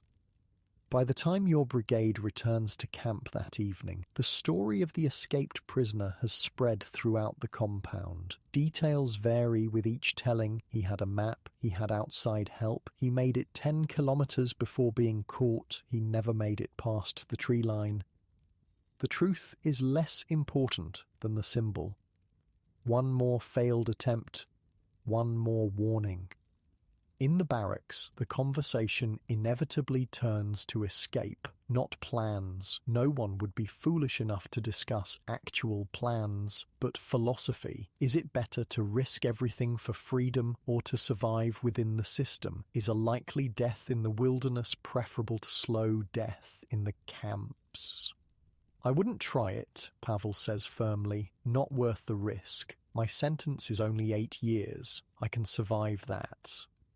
8 years might as well be 80, counters a prisoner named Victor, a recent transfer from another camp. They'll extend it when you're done. Find some new charge. Nobody really serves just their original sentence. This bitter truth hangs in the air. The Soviet system is designed to keep enemies of the state permanently removed from society. Even those who survive their sentences are often sent into permanent exile, forbidden from returning to their homes or families. What about you, engineer? Verona asks, joining the conversation uninvited. He's taken to calling you by this nickname, a small reminder that he knows the lie you told to improve your position. Would you make a run for it if you could? The question feels like a trap. Admit you would escape, and Verona might report you as a flight risk for some advantage. Claim unwavering loyalty to the system, and you lose credibility with the other politicals. I think about my family, you say carefully. What would happen to them if I tried and failed? Verona nods, seemingly satisfied with this non-answer. Smart, very smart. Family is a chain that binds tighter than any fence. This is one of the Soviet system's most effective controls. Collective punishment. If you escape, your family suffers. If you resist, your loved ones pay the price. This knowledge keeps many prisoners in line more effectively than any physical barrier. As Verona moves away, Mikhail leans closer. Be careful with him, he warns, not for the first time. He's building something with you, a trap maybe, or an alliance. Either way, it's dangerous. You've noticed Verona's increasing interest, the casual conversations, the small gifts of extra food or tobacco, the questions about your background. He's cultivating you for some purpose, though whether as an informant, a smuggler, or something else remains unclear. The dynamics between criminals and politicals create a constant tension in camp life. The criminals, with their own code and hierarchy, control much of the underground economy. The politicals, with their education and technical skills, have access to certain privileges through work assignments. The two groups coexist in an uneasy balance, neither fully trusting the other. Why do the guards favour the criminals? You ask Mikhail later that night. They let them run their rackets, give them better jobs. It doesn't make sense. Divide and rule, he explains. Set prisoner against prisoner, and we're too busy fighting each other to resist the system. Plus, criminals understand the guards. They speak the same language of power and violence. We politicals confuse them with our books and ideas. This insight that education and moral principles can be viewed as more threatening than theft or violence illuminates the upside-down values of the Soviet system. Thought is the real crime. Physical transgressions are merely administrative problems. The next morning brings a rare event, a new guard assignment. The regular guards who've overseen your brigade for months are replaced by unfamiliar faces, younger men with harder expressions.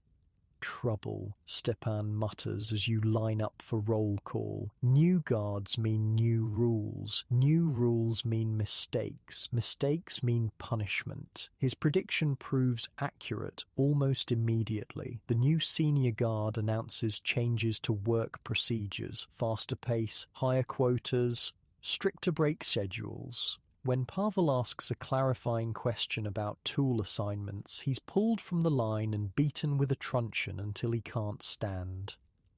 Anyone else need clarification? The guard asks, breathing heavily from the exertion of the beating. No one speaks. Pavel is dragged to the side, where he curls into a protective ball, blood seeping from a gash on his forehead. The day's labor proceeds under this new, harsher regime. Guards shout constantly, pushing prisoners to work faster, threatening punishment for any perceived slowness. By midday, 3 more prisoners have been beaten for failing to keep pace. Or why the change, you whisper to Mikhail during a brief moment when the guards are distracted. Could be anything, he says. New camp commandant wanting to impress superiors, production quotas from Moscow, or just new guards wanting to establish dominance. He shrugs. Does it matter? Results the same? This arbitrary nature of authority, the way rules can change overnight without explanation or appeal, is another cornerstone of the Gulag system. Prisoners can never feel secure in their understanding of what's permitted or forbidden. Punishment can come at any time, for any reason or no reason at all. The heightened tension continues through the afternoon. Everyone works with desperate energy, trying to avoid becoming the next example. The guards seem to feed on this fear, growing more aggressive rather than less as they sense the prisoners' terror. When work finally ends, the march back to camp is silent, each prisoner lost in private exhaustion and dread. Pavel, barely able to walk from his beating, is supported between 2 others. His face is a mask of dried blood and forming bruises. In the barracks, Isaac immediately goes to Pavel, cleaning his wounds and checking for signs of concussion. Ribs are broken, he announces grimly. Internal bleeding possible. He needs real medical attention. They won't give it, Anna says flatly. Not for a beating they themselves administered. This catch-22, injury at the hands of authorities disqualifying a prisoner from receiving treatment for that same injury, is just one more cruel absurdity of the system. Dinner that night is subdued, everyone painfully aware of how quickly conditions can deteriorate. The usual quiet conversations about home, about the past, about survival strategies give way to watchful silence. Even Verona and his criminal associates keep to themselves, sensing the shift in atmosphere. After lights out, unable to sleep despite your exhaustion, you hear a strange sound from the far corner of the barracks. Quiet sobbing, not from Pavel, who lies semi-conscious on his bunk, but from one of the guards' favourites, a prisoner trustee who helps in the camp office. "What's happening with him?" you whisper to Mikhail. "Letter from Moscow," he whispers back. His family was arrested last week. Wife, children, parents, all sent to different camps.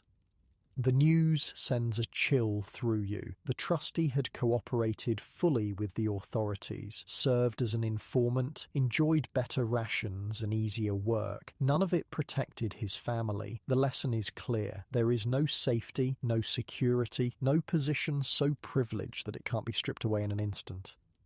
This precariousness, the knowledge that everything can change overnight, creates a psychological burden as heavy as any physical labour. Prisoners live not just with current suffering, but with the constant anticipation of worse to come. This temporal uncertainty, the inability to prepare mentally for what might happen, wears down resistance more effectively than any beating. Morning brings more changes. The new guards have implemented a revised work schedule, 16 hours instead of 12, with reduced break times. The camp commandant has authorized this emergency measure to meet production quotas set by Moscow. "They'll work us to death," Anna says quietly, as your brigade marches out. Her face shows no emotion, but her eyes hold a haunted look.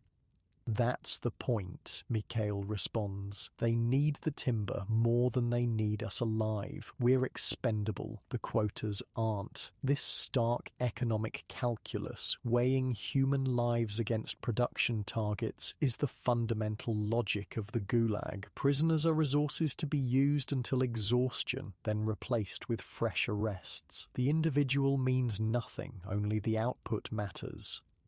At the worksite, the new pace is immediately apparent. Guards shout constantly, driving prisoners to move faster, load more, rest less. Those who slow are beaten. Those who collapse are dragged aside and left, their fate uncertain. By midday, you're operating on pure will, your body screaming with fatigue, your mind narrowed to the single task of lifting the next log, taking the next step. Around you, other prisoners move like automatons, faces blank, eyes fixed on nothing. During the abbreviated lunch break, Stepan gathers the brigade leaders for a whispered conference. Something is happening, some decision being made. You can't hear the discussion, but the tension is palpable. What's going on? You ask when Mikhail returns. Work slow down, he says, voice barely audible. Not a strike. That would be suicide. Just pacing, conserving strength. Nobody can maintain this speed for 16 hours. Won't the guards notice? Of course, they'll punish some of us, but they can't beat everyone, and they can't afford to kill too many if they want to meet their quotas. This calculated resistance, not outright defiance, but a subtle withdrawal of cooperation, is the limit of what's possible within the Gulag system. Prisoners can't openly rebel, but they can quietly sabotage the machinery of their own exploitation. The strategy begins to take shape that afternoon. Movements become slightly slower, loads slightly lighter. When guards approach, the pace temporarily increases, then slows again when they move on. Individual prisoners take brief rests, covered by others who position themselves to block the guards' view. It's a dangerous game. The guards aren't fools, and they quickly sense the change in rhythm. They respond with increased violence, more beatings, more threats. But as Mikhail predicted, they can't be everywhere at once, and they can't afford to incapacitate too many workers. By evening, a new equilibrium has emerged, a pace demanding but sustainable, a level of production lower than what the guards wanted, but higher than what might have been achieved if prisoners had collapsed from exhaustion en masse. Back in the barracks, the atmosphere is different, a cautious sense of solidarity, of small victory. No one speaks of what happened. There's no need. Every prisoner understands the delicate balance that's been struck, the fragile power of collective action. This is how we survive, Anna says quietly, as you line up for your meager dinner ration. Not as individuals, but together. They want us divided, political against criminal, Russian against Ukrainian, man against woman. When we resist that division, we find strength. This insight that solidarity itself is a form of resistance clarifies something you've been struggling to understand since your arrival. The most effective survival strategy isn't purely selfish, nor is it purely altruistic. It's a careful calibration of self-interest and mutual aid, recognizing that in certain circumstances, helping others becomes a way of helping yourself. That night, as exhaustion pulls you towards sleep despite aching muscles and gnawing hunger, you reflect on the day's events. The guards had all the official power, the weapons, the authority, the system backing them, yet the prisoners found a way to exercise some small measure of control over their situation, not through confrontation but through cooperation. This, perhaps, is the most important lesson of Gulag survival. Power flows not just from the top down, but also in subtle ways from the bottom up. Even in the most oppressive system, those being oppressed retain some capacity to shape their circumstances, if only they can act in concert. As consciousness fades, you hear Mikhail's voice from the bunk above. We outlast them, one day at a time. In your warm bed right now, these might seem like hollow words of consolation, but in the Gulag, they are an article of faith, a promise that even this mechanized cruelty has its limits. Humans can be broken, worked to death, reduced to statistics, but humanity itself persists, stubborn as a weed growing through concrete. The brief, muddy spring gives way to a short summer, which in turn surrenders to autumn with alarming speed. Before you fully register the changing seasons, the first snow falls. With it comes a bone-deep dread that spreads through the camp like contagion. You've survived 7 months in the Gulag, but the veterans warn that you haven't seen true hardship yet. Winter is the real test, the season that claims the most lives, breaks the most spirits, reveals the true nature of the Soviet penal system. Last winter we lost 43 from our barracks alone, Anna tells you as you help patch holes in the roof before the heavy snows arrive, most in January and February when temperatures hit 50 below. The preparations begin in early October. Everything in camp life shifts toward the singular goal of winter survival. Barracks are reinforced with whatever materials can be scavenged or stolen. Extra rags are collected to stuff into boots and gloves. Small hoards of food are hidden away against the days when work might be impossible, but rations are still reduced. The mistake newcomers make, Mikhail explains, is thinking the cold is their only enemy. But it's never just the cold. It's the cold plus hunger, the cold plus exhaustion, the cold plus illness, anyone you might survive. The combination is what kills. You've learned much in your months at the camp, but winter survival requires specialized knowledge. The veterans pass down their hard-won wisdom like precious heirlooms. Isaac holds informal seminars on frostbite prevention, demonstrating the proper way to wrap feet and hands. Layers, he emphasizes. Multiple thin layers trap heat better than one thick layer, and never let anything get wet. Wet fabric freezes. Frozen fabric doesn't insulate. Anna teaches techniques for preserving body heat while sleeping. Sleep in the middle of the bunk if you can, with others on both sides. Curl into a ball to minimize exposed surface area. Put tomorrow's clothes in the bed with you so they're warm when you put them on. Stepan, who survived 3 Siberian winters in a mining camp before being transferred to your railway project, offers perhaps the most important advice. Find a reason to wake up each morning. When the cold and dark seem endless, the mind gives up before the body. Those who lose hope die first. This psychological element, the will to survive, becomes increasingly central as the days grow shorter and the temperature drops. Each morning brings a new test of resolve. Each evening brings the quiet calculation. Can I face another day of this? For some, the answer eventually becomes no. The first heavy snowfall comes in late October, blanketing the camp in pristine white that belies the suffering within. The railway work continues despite the weather. Quotas don't change with the seasons in the Soviet system, but the nature of the labor shifts. Now, prisoners spend hours clearing snow from the tracks before the actual construction can even begin. Your brigade is assigned to timber cutting, felling trees that will become railroad ties and support beams. It's brutally difficult work under any circumstances, made nearly impossible by the cold. Metal axe heads stick to bare skin, tearing it away when pulled free. Sap freezes on tree trunks, creating unexpected resistance to each swing. The sound of breaking wood is muffled by the snow, making the forest eerily quiet except for the labored breathing of exhausted prisoners. Keep moving, Mikhail reminds you during a brief rest. Even when you're not working, keep your limbs moving. Stillness is death in this cold.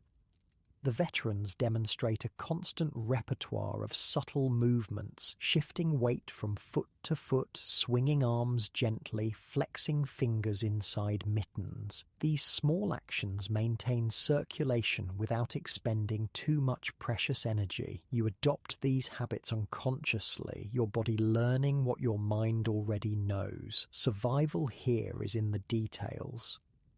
December brings the true Arctic winter, days with barely any light, temperatures that make breathing painful, winds that cut through clothing like knives. The camp transforms into a landscape of shadows and suffering, prisoners moving through a frozen hell with faces wrapped in whatever fabric they can find, leaving only their eyes exposed.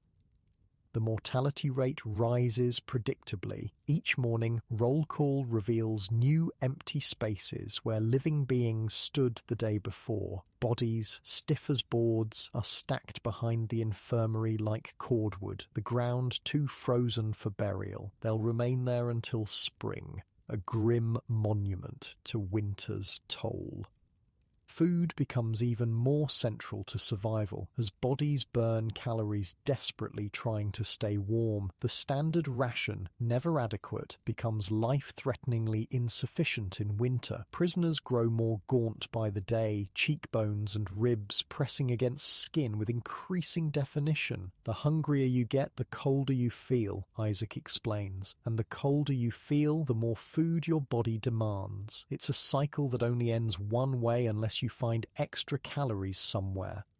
This desperate math drives prisoners to take increasingly dangerous risks. Some steal from the kitchens, despite the severe punishment if caught. Others make hazardous trades with guards or civilian workers. A few resort to eating things never meant for human consumption. Bark, pine needles, boiled leather from old boots. You witness the devastating consequences one evening when a prisoner named Dmitri returns to the barracks vomiting blood. He had eaten rat poison, mistaking it for stored grain in a storage shed. Isaac does what he can, but without proper medical intervention, Dmitri dies in convulsions shortly after midnight. He knew it wasn't right, Pavel says softly after they carry the body away. But hunger makes you crazy, makes you take chances you'd never consider otherwise. The next day at the work site, you understand Pavel's words more viscerally than ever before. The gnawing emptiness in your stomach has become a constant companion, but today it feels like something alive inside you, clawing at your insides. The cold intensifies the sensation, turning ordinary hunger into an obsession that clouds your thinking. Cutting timber requires focus. One wrong swing can mean injury or death, but your mind keeps drifting to thoughts of food, not elaborate fantasies of feasts, but simple memories. A crust of bread, a bowl of plain porridge, an onion. These modest recollections now seem like unimaginable luxury. Focus, Mikhail hisses, noticing your distraction. Hunger can kill you tomorrow. A falling tree can kill you now. You force your attention back to the task at hand, but it's a constant battle. Around you, other prisoners fight the same internal war between immediate physical needs and the concentration necessary for survival. The shortened winter days mean returning to camp in complete darkness. The march back becomes a nightmare journey through swirling snow, prisoners following the person ahead without being able to see more than a few feet in any direction. Those who stray from the line, even by a few meters, risk becoming disoriented and freezing to death before they can find their way back. Walk in the footprints of the person ahead of you, Anna advises, during one particularly brutal storm, and count your steps. If something happens and you get separated, you can find your way by retracing the exact number of steps. These survival techniques, passed down through generations of prisoners, create a grim institutional memory. The Gulag has existed long enough to develop its own folklore, its own traditions, its own hard-won one-on-one wisdom about how to endure the unsurvivable. In the barracks each night, the temperature drops to well below freezing despite the small stove. Prisoners sleep fully clothed, huddled together for warmth, breath forming small clouds even indoors. The wooden walls contract in the cold, creating gaps that let in wind and snow. Those with bunks near these gaps stuff them with paper, rags, anything to block the deadly drafts. In the old days, Stepan tells you one evening as you work together to plug a particularly large crack, they used to make us sleep with the windows open, called it fresh air therapy, supposed to prevent tuberculosis, just another way to kill us without bullets. This casual cruelty, justifying lethal conditions with pseudo-scientific rationales, is typical of the Soviet system's approach. The Gulag isn't just punishment, it's an ideological project dressed in the language of rehabilitation and public health. December gives way to January, bringing the coldest period of the year. Work becomes nearly impossible as tools break in the extreme cold, yet the quotas remain unchanged. Guards, themselves suffering in the harsh conditions, grow more brutal, taking out their misery on the prisoners they oversee. One morning, temperatures drop so low that the camp commandant reluctantly orders work suspended, not from concern for prisoner welfare, but because production has become physically impossible and equipment is being damaged. Inside day, the announcement comes at morning roll call, barracks maintenance only. This rare reprieve, a day without outdoor labour, should be cause for relief. Instead, it creates new dangers. Reduced activity means reduced calories burned, which means even smaller food rations. And with all prisoners confined to barracks, tensions rise and conflicts flare. Stay alert, Mikhail warns as you return to the barracks after roll call. Inside days are when the criminals get bold. They know the guards won't come in unless there's major trouble. True to his prediction, the day brings increased predation. Weaker prisoners have their bread stolen. Small, vicious fights break out over space near the stove. The criminal hierarchy, always present but somewhat constrained during normal workdays, asserts itself more openly in the confined space. Verona and his associates hold court in the prime spot near the stove, calling over prisoners one by one for what appear to be negotiations or payments of debts. When a young political prisoner refuses Verona's summons, two criminals drag him behind a row of bunks. The sounds that follow make the nature of his punishment clear, though no one dares to intervene. The system within the system, Anna murmurs, watching the barracks dynamics with tired eyes. Guards control the camp, criminals control the barracks, and we survive in the spaces between. This layered oppression, official authority overlaid with prisoner hierarchy, ensures that no one ever feels truly safe. Even in moments of rest, vigilance remains necessary. Even among fellow prisoners, trust must be limited and calculated. You spend the inside day helping Isaac organize his medical supplies, a collection of scavenged bandages, home-brewed remedies, and precious antibiotics traded from civilian workers at enormous cost. The work is minimal, but feels purposeful, a small contribution to the collective survival. Winter brings different illnesses, Isaac explains as you inventory his meagre supplies. Hypothermia, frostbite, pneumonia. These are the immediate threats, but there are secondary waves, vitamin deficiencies leading to scurvy, weakened immune systems leading to tuberculosis, infected wounds that won't heal in malnourished bodies.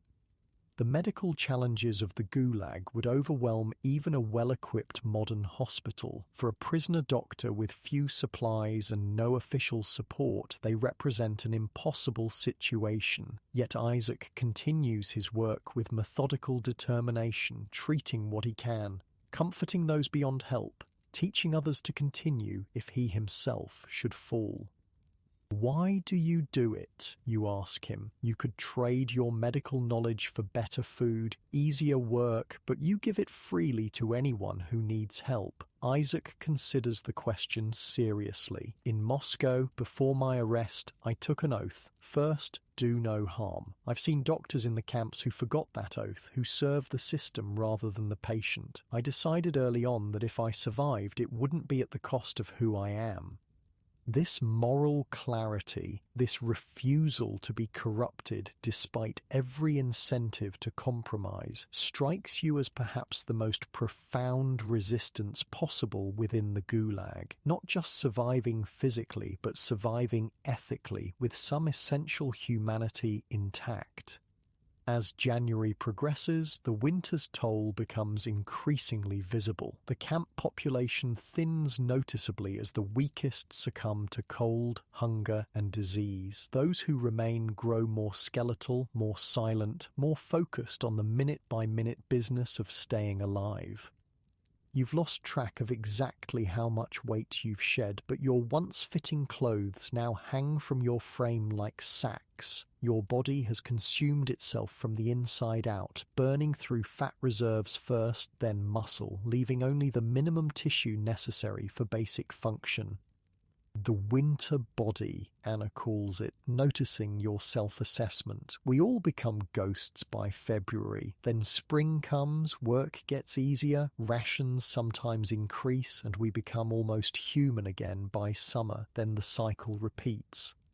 This seasonal rhythm, the physical expansion and contraction of bodies according to the calendar, is yet another way the Gulag system exerts control. Prisoners are never allowed to reach a stable physical state, never permitted to feel secure in their bodily existence.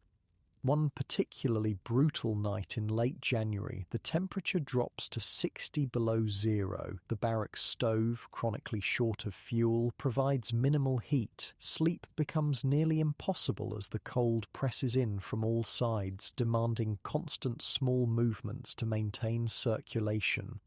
In the darkest hours before dawn, a prisoner named Leonid, the former actor who had recited Chekhov months earlier, begins speaking softly into the darkness. It takes you a moment to recognize what you're hearing, a description of warmth. The sun on stone steps in Yalta, he says, his voice barely above a whisper, the heat rising in visible waves. The warm stone against your back, soaking through your shirt, the sweat beginning at your temples, your neck, the small of your back. Other voices join in, each adding to this collective imagining of heat, steam rising from a pot of soup on the stove, fresh bread, still hot from the oven, warming your hands through a cloth, a sauna in winter, the first blast of heat taking your breath away. The barracks becomes a chorus of remembered warmth, each prisoner contributing their own memory, creating a shared experience of something entirely absent from their current reality. It's not prayer, not quite, but it holds the same reverent quality, the same reaching toward transcendence. You find yourself participating without conscious decision, adding your own memory, sunlight through a window, making a square of perfect heat on a wooden floor. This spontaneous ritual, this defiance of physical reality through collective imagination, carries the barracks through the worst hours of the night. When morning finally comes, bringing with it temperatures merely unbearable rather than lethal, there's a subtle shift in atmosphere. Something has been shared that cannot be taken away. That's how we survive the winters, Mikhail tells you quietly during morning roll call, his breath forming a thick cloud in the frigid air, not just with extra clothes and careful movements, but with memories, with stories, with reminding each other that other worlds exist beyond this one. This psychological survival, maintaining the ability to imagine alternatives to present suffering, proves as crucial as any physical technique. Those who lose this capacity, who cannot envision anything beyond the immediate pain of existence, are often the next to die, regardless of their physical condition.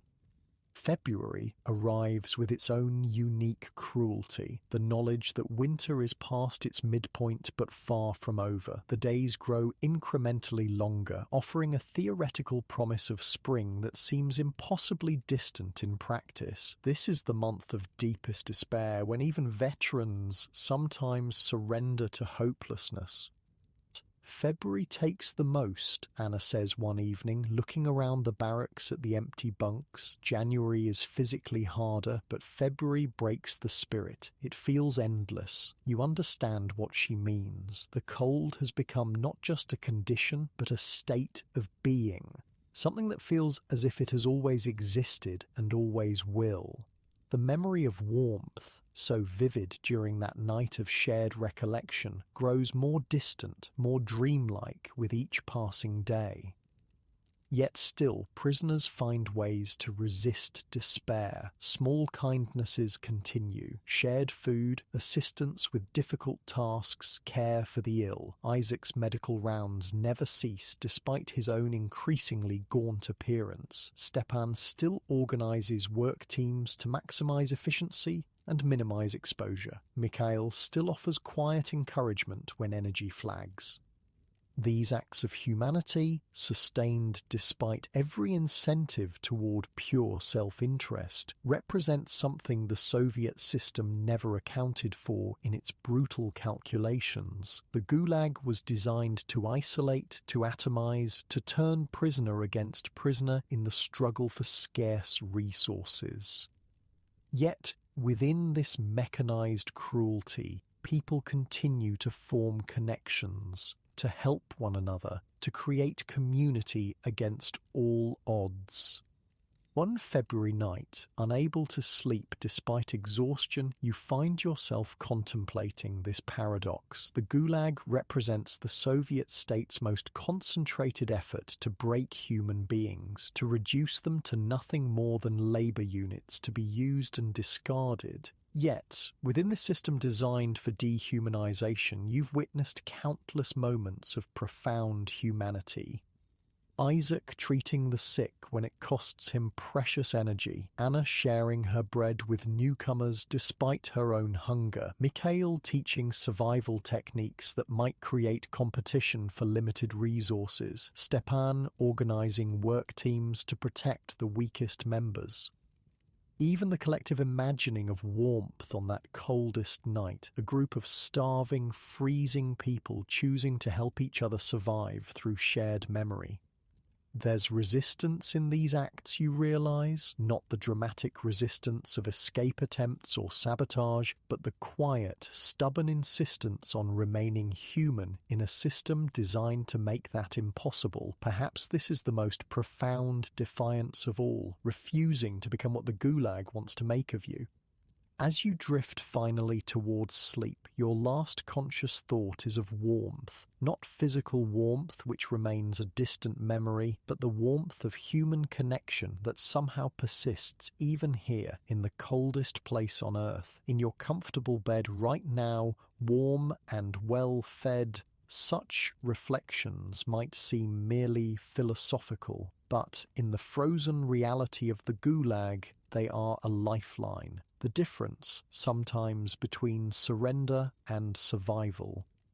March arrives with the first tentative promise of spring. The killing cold of winter gradually relents, replaced by merely brutal cold. Daylight stretches noticeably longer. The snow begins to compact, making walking marginally easier. These small mercies feel like extravagant gifts after months of unrelenting hardship. You've survived your first Gulag winter, an achievement that earns quiet nods of respect from the veterans. Many who arrived with you didn't make it. Their faces, once sharp in your memory, have already begun to fade, replaced by newer arrivals, newer suffering. The first winter is the hardest, Mikhail tells you, as your brigade marches to work through snow that now reaches only to your knees instead of your waist. Your body doesn't know what to expect, how to prepare. Next winter will be easier. Your mind and muscles will remember. The casual assumption that there will be a next winter, that your imprisonment stretches endlessly ahead, would have devastated you months ago. Now you accept it with the same resignation as discussing tomorrow's weather. Time in the Gulag operates differently. Survival means living fully in the present while simultaneously preparing for a future that may never arrive. As spring approaches, you notice subtle changes in yourself beyond the physical adaptations to cold and hunger. Your mind works differently now. You think in terms of conservation, of energy, of emotion, of hope itself. You've developed what the veterans call Gulag mind, a particular way of perceiving and processing that prioritizes survival above all else. "We live like wolves in winter," Anna explains one evening as you help her mend a torn jacket, taking only what we need, conserving strength, watching always, trusting rarely. It's not how humans were meant to live, but it keeps us alive. This mental adaptation, learning to think like prey rather than predator, comes with costs. Emotions become luxury items, too expensive for daily use. Joy, grief, anger, love all require energy you can't afford to spend. Instead, you operate in a narrow band of muted feeling, saving stronger reactions for moments when they serve survival. Yet even as you adapt to this emotional austerity, you observe a paradox. Those who surrender completely to Gulag mind, who abandon all emotion in the name of efficiency, often fade faster than those who maintain some connection to their humanity. Total adaptation becomes its own form of death. The ones who survive longest, Isaac tells you during one of his medical rounds, are those who find balance. They accept the reality of the camp without surrendering to it entirely. They remember who they were before while becoming what they need to be now. This balance between adaptation and resistance, between the necessary compromises of survival and the essential maintenance of self, becomes your daily practice. You learn to move through the physical world with the calculated efficiency of a prisoner while preserving in some protected corner of your mind the person you were before arrest. For each prisoner, this preservation takes different forms. Pavel recites poetry to himself during work, lips moving silently as he loads timber onto rail cars. Anna teaches French and English to anyone willing to learn, keeping her identity as an educator alive through clandestine lessons. Stepan maintains his military bearing, his sense of order and discipline even in the chaos of the camp. Your own method develops gradually, a practice of detailed observation and memory. Each day you commit to noticing and remembering one beautiful thing, however small, the particular blue of the sky after a snowstorm, the perfect crystalline structure of a snowflake on your sleeve, the graceful arc of a raven's flight over the forest. These observations, carefully stored, become a private treasury that no guard or system can confiscate. "What did you see today?" Mikhail asks sometimes in the evening, recognizing your practice without you having explained it. "Ice melting on a tree branch," you might answer, droplets catching the sun like tiny prisms. He nods, understanding the significance of these small beauties in a world designed to eliminate beauty entirely. Good. Keep looking. This preservation of inner life, this refusal to see the world only through the lens of survival, represents a form of resistance as meaningful as any escape attempt. The Gulag aims to reduce humans to animals concerned only with immediate physical needs. By deliberately maintaining appreciation for beauty, prisoners reject this reduction, insisting on their full humanity despite everything.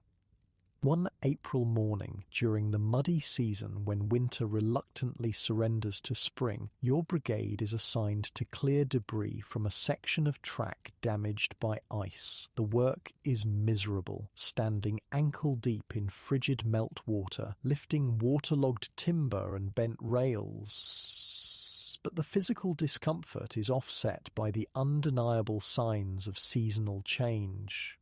Birds have returned to the forest. The air carries the faint scent of growth rather than just ice and smoke. During a brief rest, Pavel points toward the forest edge. "Look," he says quietly, "the first flowers."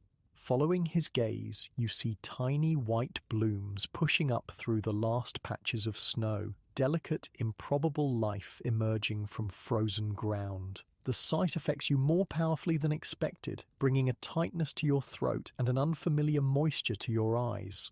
"Snowdrops," Anna says, her voice softening. "They're always first. We had them in our garden at home." The conversation turns to gardens, to growing things, to the world of cultivation and care that exists somewhere beyond the camp fences. Prisoners who normally discuss only the practicalities of survival speak of flowers they've known, trees they've climbed, vegetables they've grown. For a few precious minutes, the Gulag recedes, and they are simply humans sharing memories of life. A guard's shout breaks the moment, driving everyone back to work. But something has changed. Some small spark has been kindled. That evening in the barracks, the conversation continues. Someone has found a scrap of paper and a stub of pencil, and prisoners take turns sketching plants from memory, competing good-naturedly to recall the most detailed images of roses, tomatoes, apple trees. Next, they'll be planning gardens in the compound, Verona comments sarcastically as he passes the impromptu drawing session. But even his cynicism can't fully mask what looks like interest, perhaps even longing, in his glance at the sketches. This spontaneous celebration of growing things, this collective remembering of life beyond survival, spreads through the barracks over subsequent days. It manifests in different ways: stories of farms and gardens, plans for what people will plant when they return home, even a few brave souls attempting to nurture scraggly weeds found growing between barracks as if they were precious hothouse flowers. The guards observe this behaviour with suspicious confusion. It doesn't fit any category they understand. It's not resistance, not escape planning, not criminal activity, just prisoners caring about plants. Some guards mock this interest, others ignore it. A few, perhaps remembering their own gardens back home, seem almost wistful when overhearing the conversations. "They don't understand," Mikhail says, watching a guard kick at a carefully protected weed growing near the barracks steps. To care for something that grows, it's the opposite of everything the camp represents. The camp destroys, growth creates. Even thinking about creation is dangerous to them. This insight, that the mere act of nurturing life stands in opposition to the Gulag's purpose, clarifies something you felt but couldn't articulate. The system functions by convincing prisoners that they exist only to be used until death. Any reminder of regeneration, of futures beyond exploitation, undermines this fundamental premise. As spring fully establishes itself, the camp's rhythm changes. Work quotas increase with the longer daylight hours, but the absence of killing cold makes the labour marginally more survivable. Food remains inadequate, but the first wild plants provide desperate supplements for those willing to risk punishment by foraging during work details. Isaac organises a covert education campaign about edible plants, teaching prisoners to recognise which spring growth can safely be consumed. Dandelion leaves have vitamins, he explains in whispered sessions. Pine needles can prevent scurvy, birch sap gives energy. This knowledge spreads quickly, passed between work brigades through the camp's invisible communication network. Soon, many prisoners are surreptitiously gathering and consuming whatever edible growth they can find, supplementing their starvation rations with nature's reluctant offerings. The guards, realizing what's happening, respond with predictable brutality: beatings for anyone caught foraging, reduced rations for entire brigades where plant gathering is suspected, but they can't be everywhere at once, and hunger drives continued risk-taking. The battle between prisoner need and guard control plays out daily across the compound and work sites. One day in late May, nearly a year since your arrival at the camp, something unprecedented occurs. A prisoner in your barracks, a quiet man named Fyodor who rarely speaks, produces from some hidden place a small, crude musical instrument fashioned from scavenged wood and wire.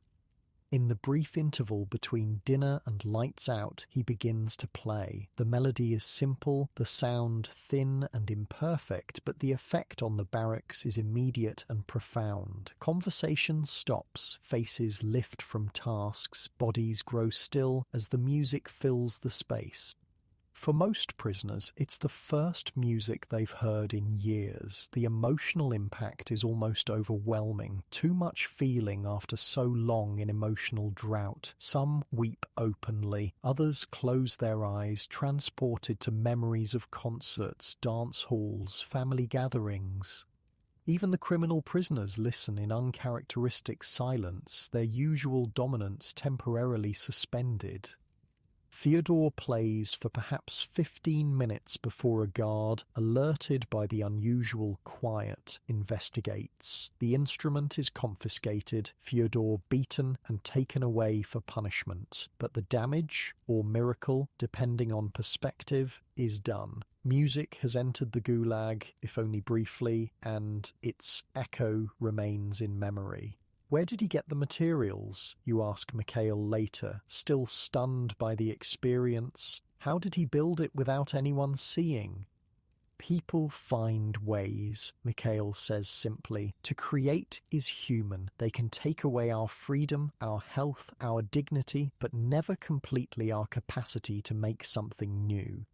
This creative impulse, this insistence on generating beauty despite every obstacle, becomes increasingly visible to you once you know to look for it. The tiny carvings prisoners make from wood scraps, the stories told in hushed voices after dark, the drawings scratched into bunks and walls, the songs hummed almost below hearing during work, even the careful arrangement of meagre possessions on a shelf, an attempt at order and meaning in a chaotic world. None of these creations has practical value for survival. All represent precious energy spent on something other than staying alive, yet they persist, stubborn evidence that human beings need more than mere existence. Even in the Gulag, perhaps especially in the Gulag, the spirit requires nourishment as desperately as the body.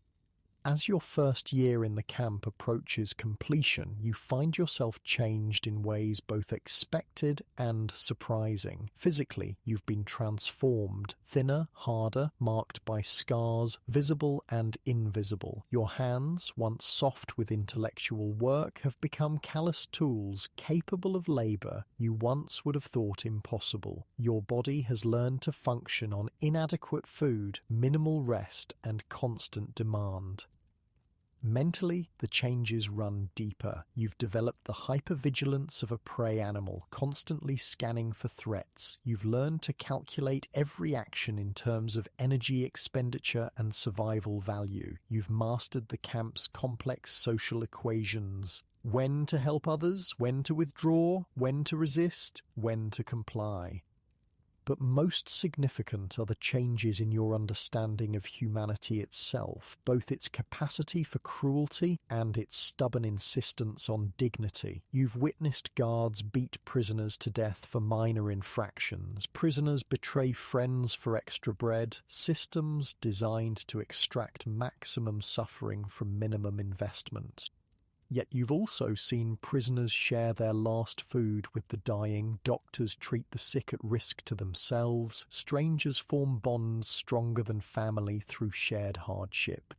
The camp shows us what we truly are, Anna says one evening as you share a rare, quiet moment, not as we pretend to be in comfort, but as we actually are when everything is stripped away. And what are we, you ask? She considers the question carefully. Capable of anything. The worst cruelty, the greatest kindness. The choice never disappears, even here, perhaps especially here.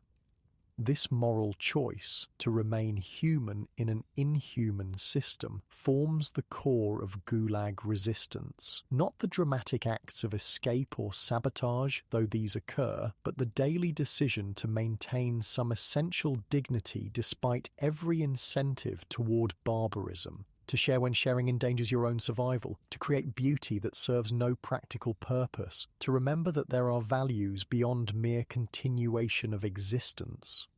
One June evening, as the endless northern day creates the illusion of permanent afternoon, you sit outside the barracks with Mikhail, watching new arrivals march through the camp gates. Their faces show the familiar progression: shock, fear, disbelief, despair. You recognize your own past expression in their wide eyes and slumped shoulders. They look so lost, you comment. Was I like that?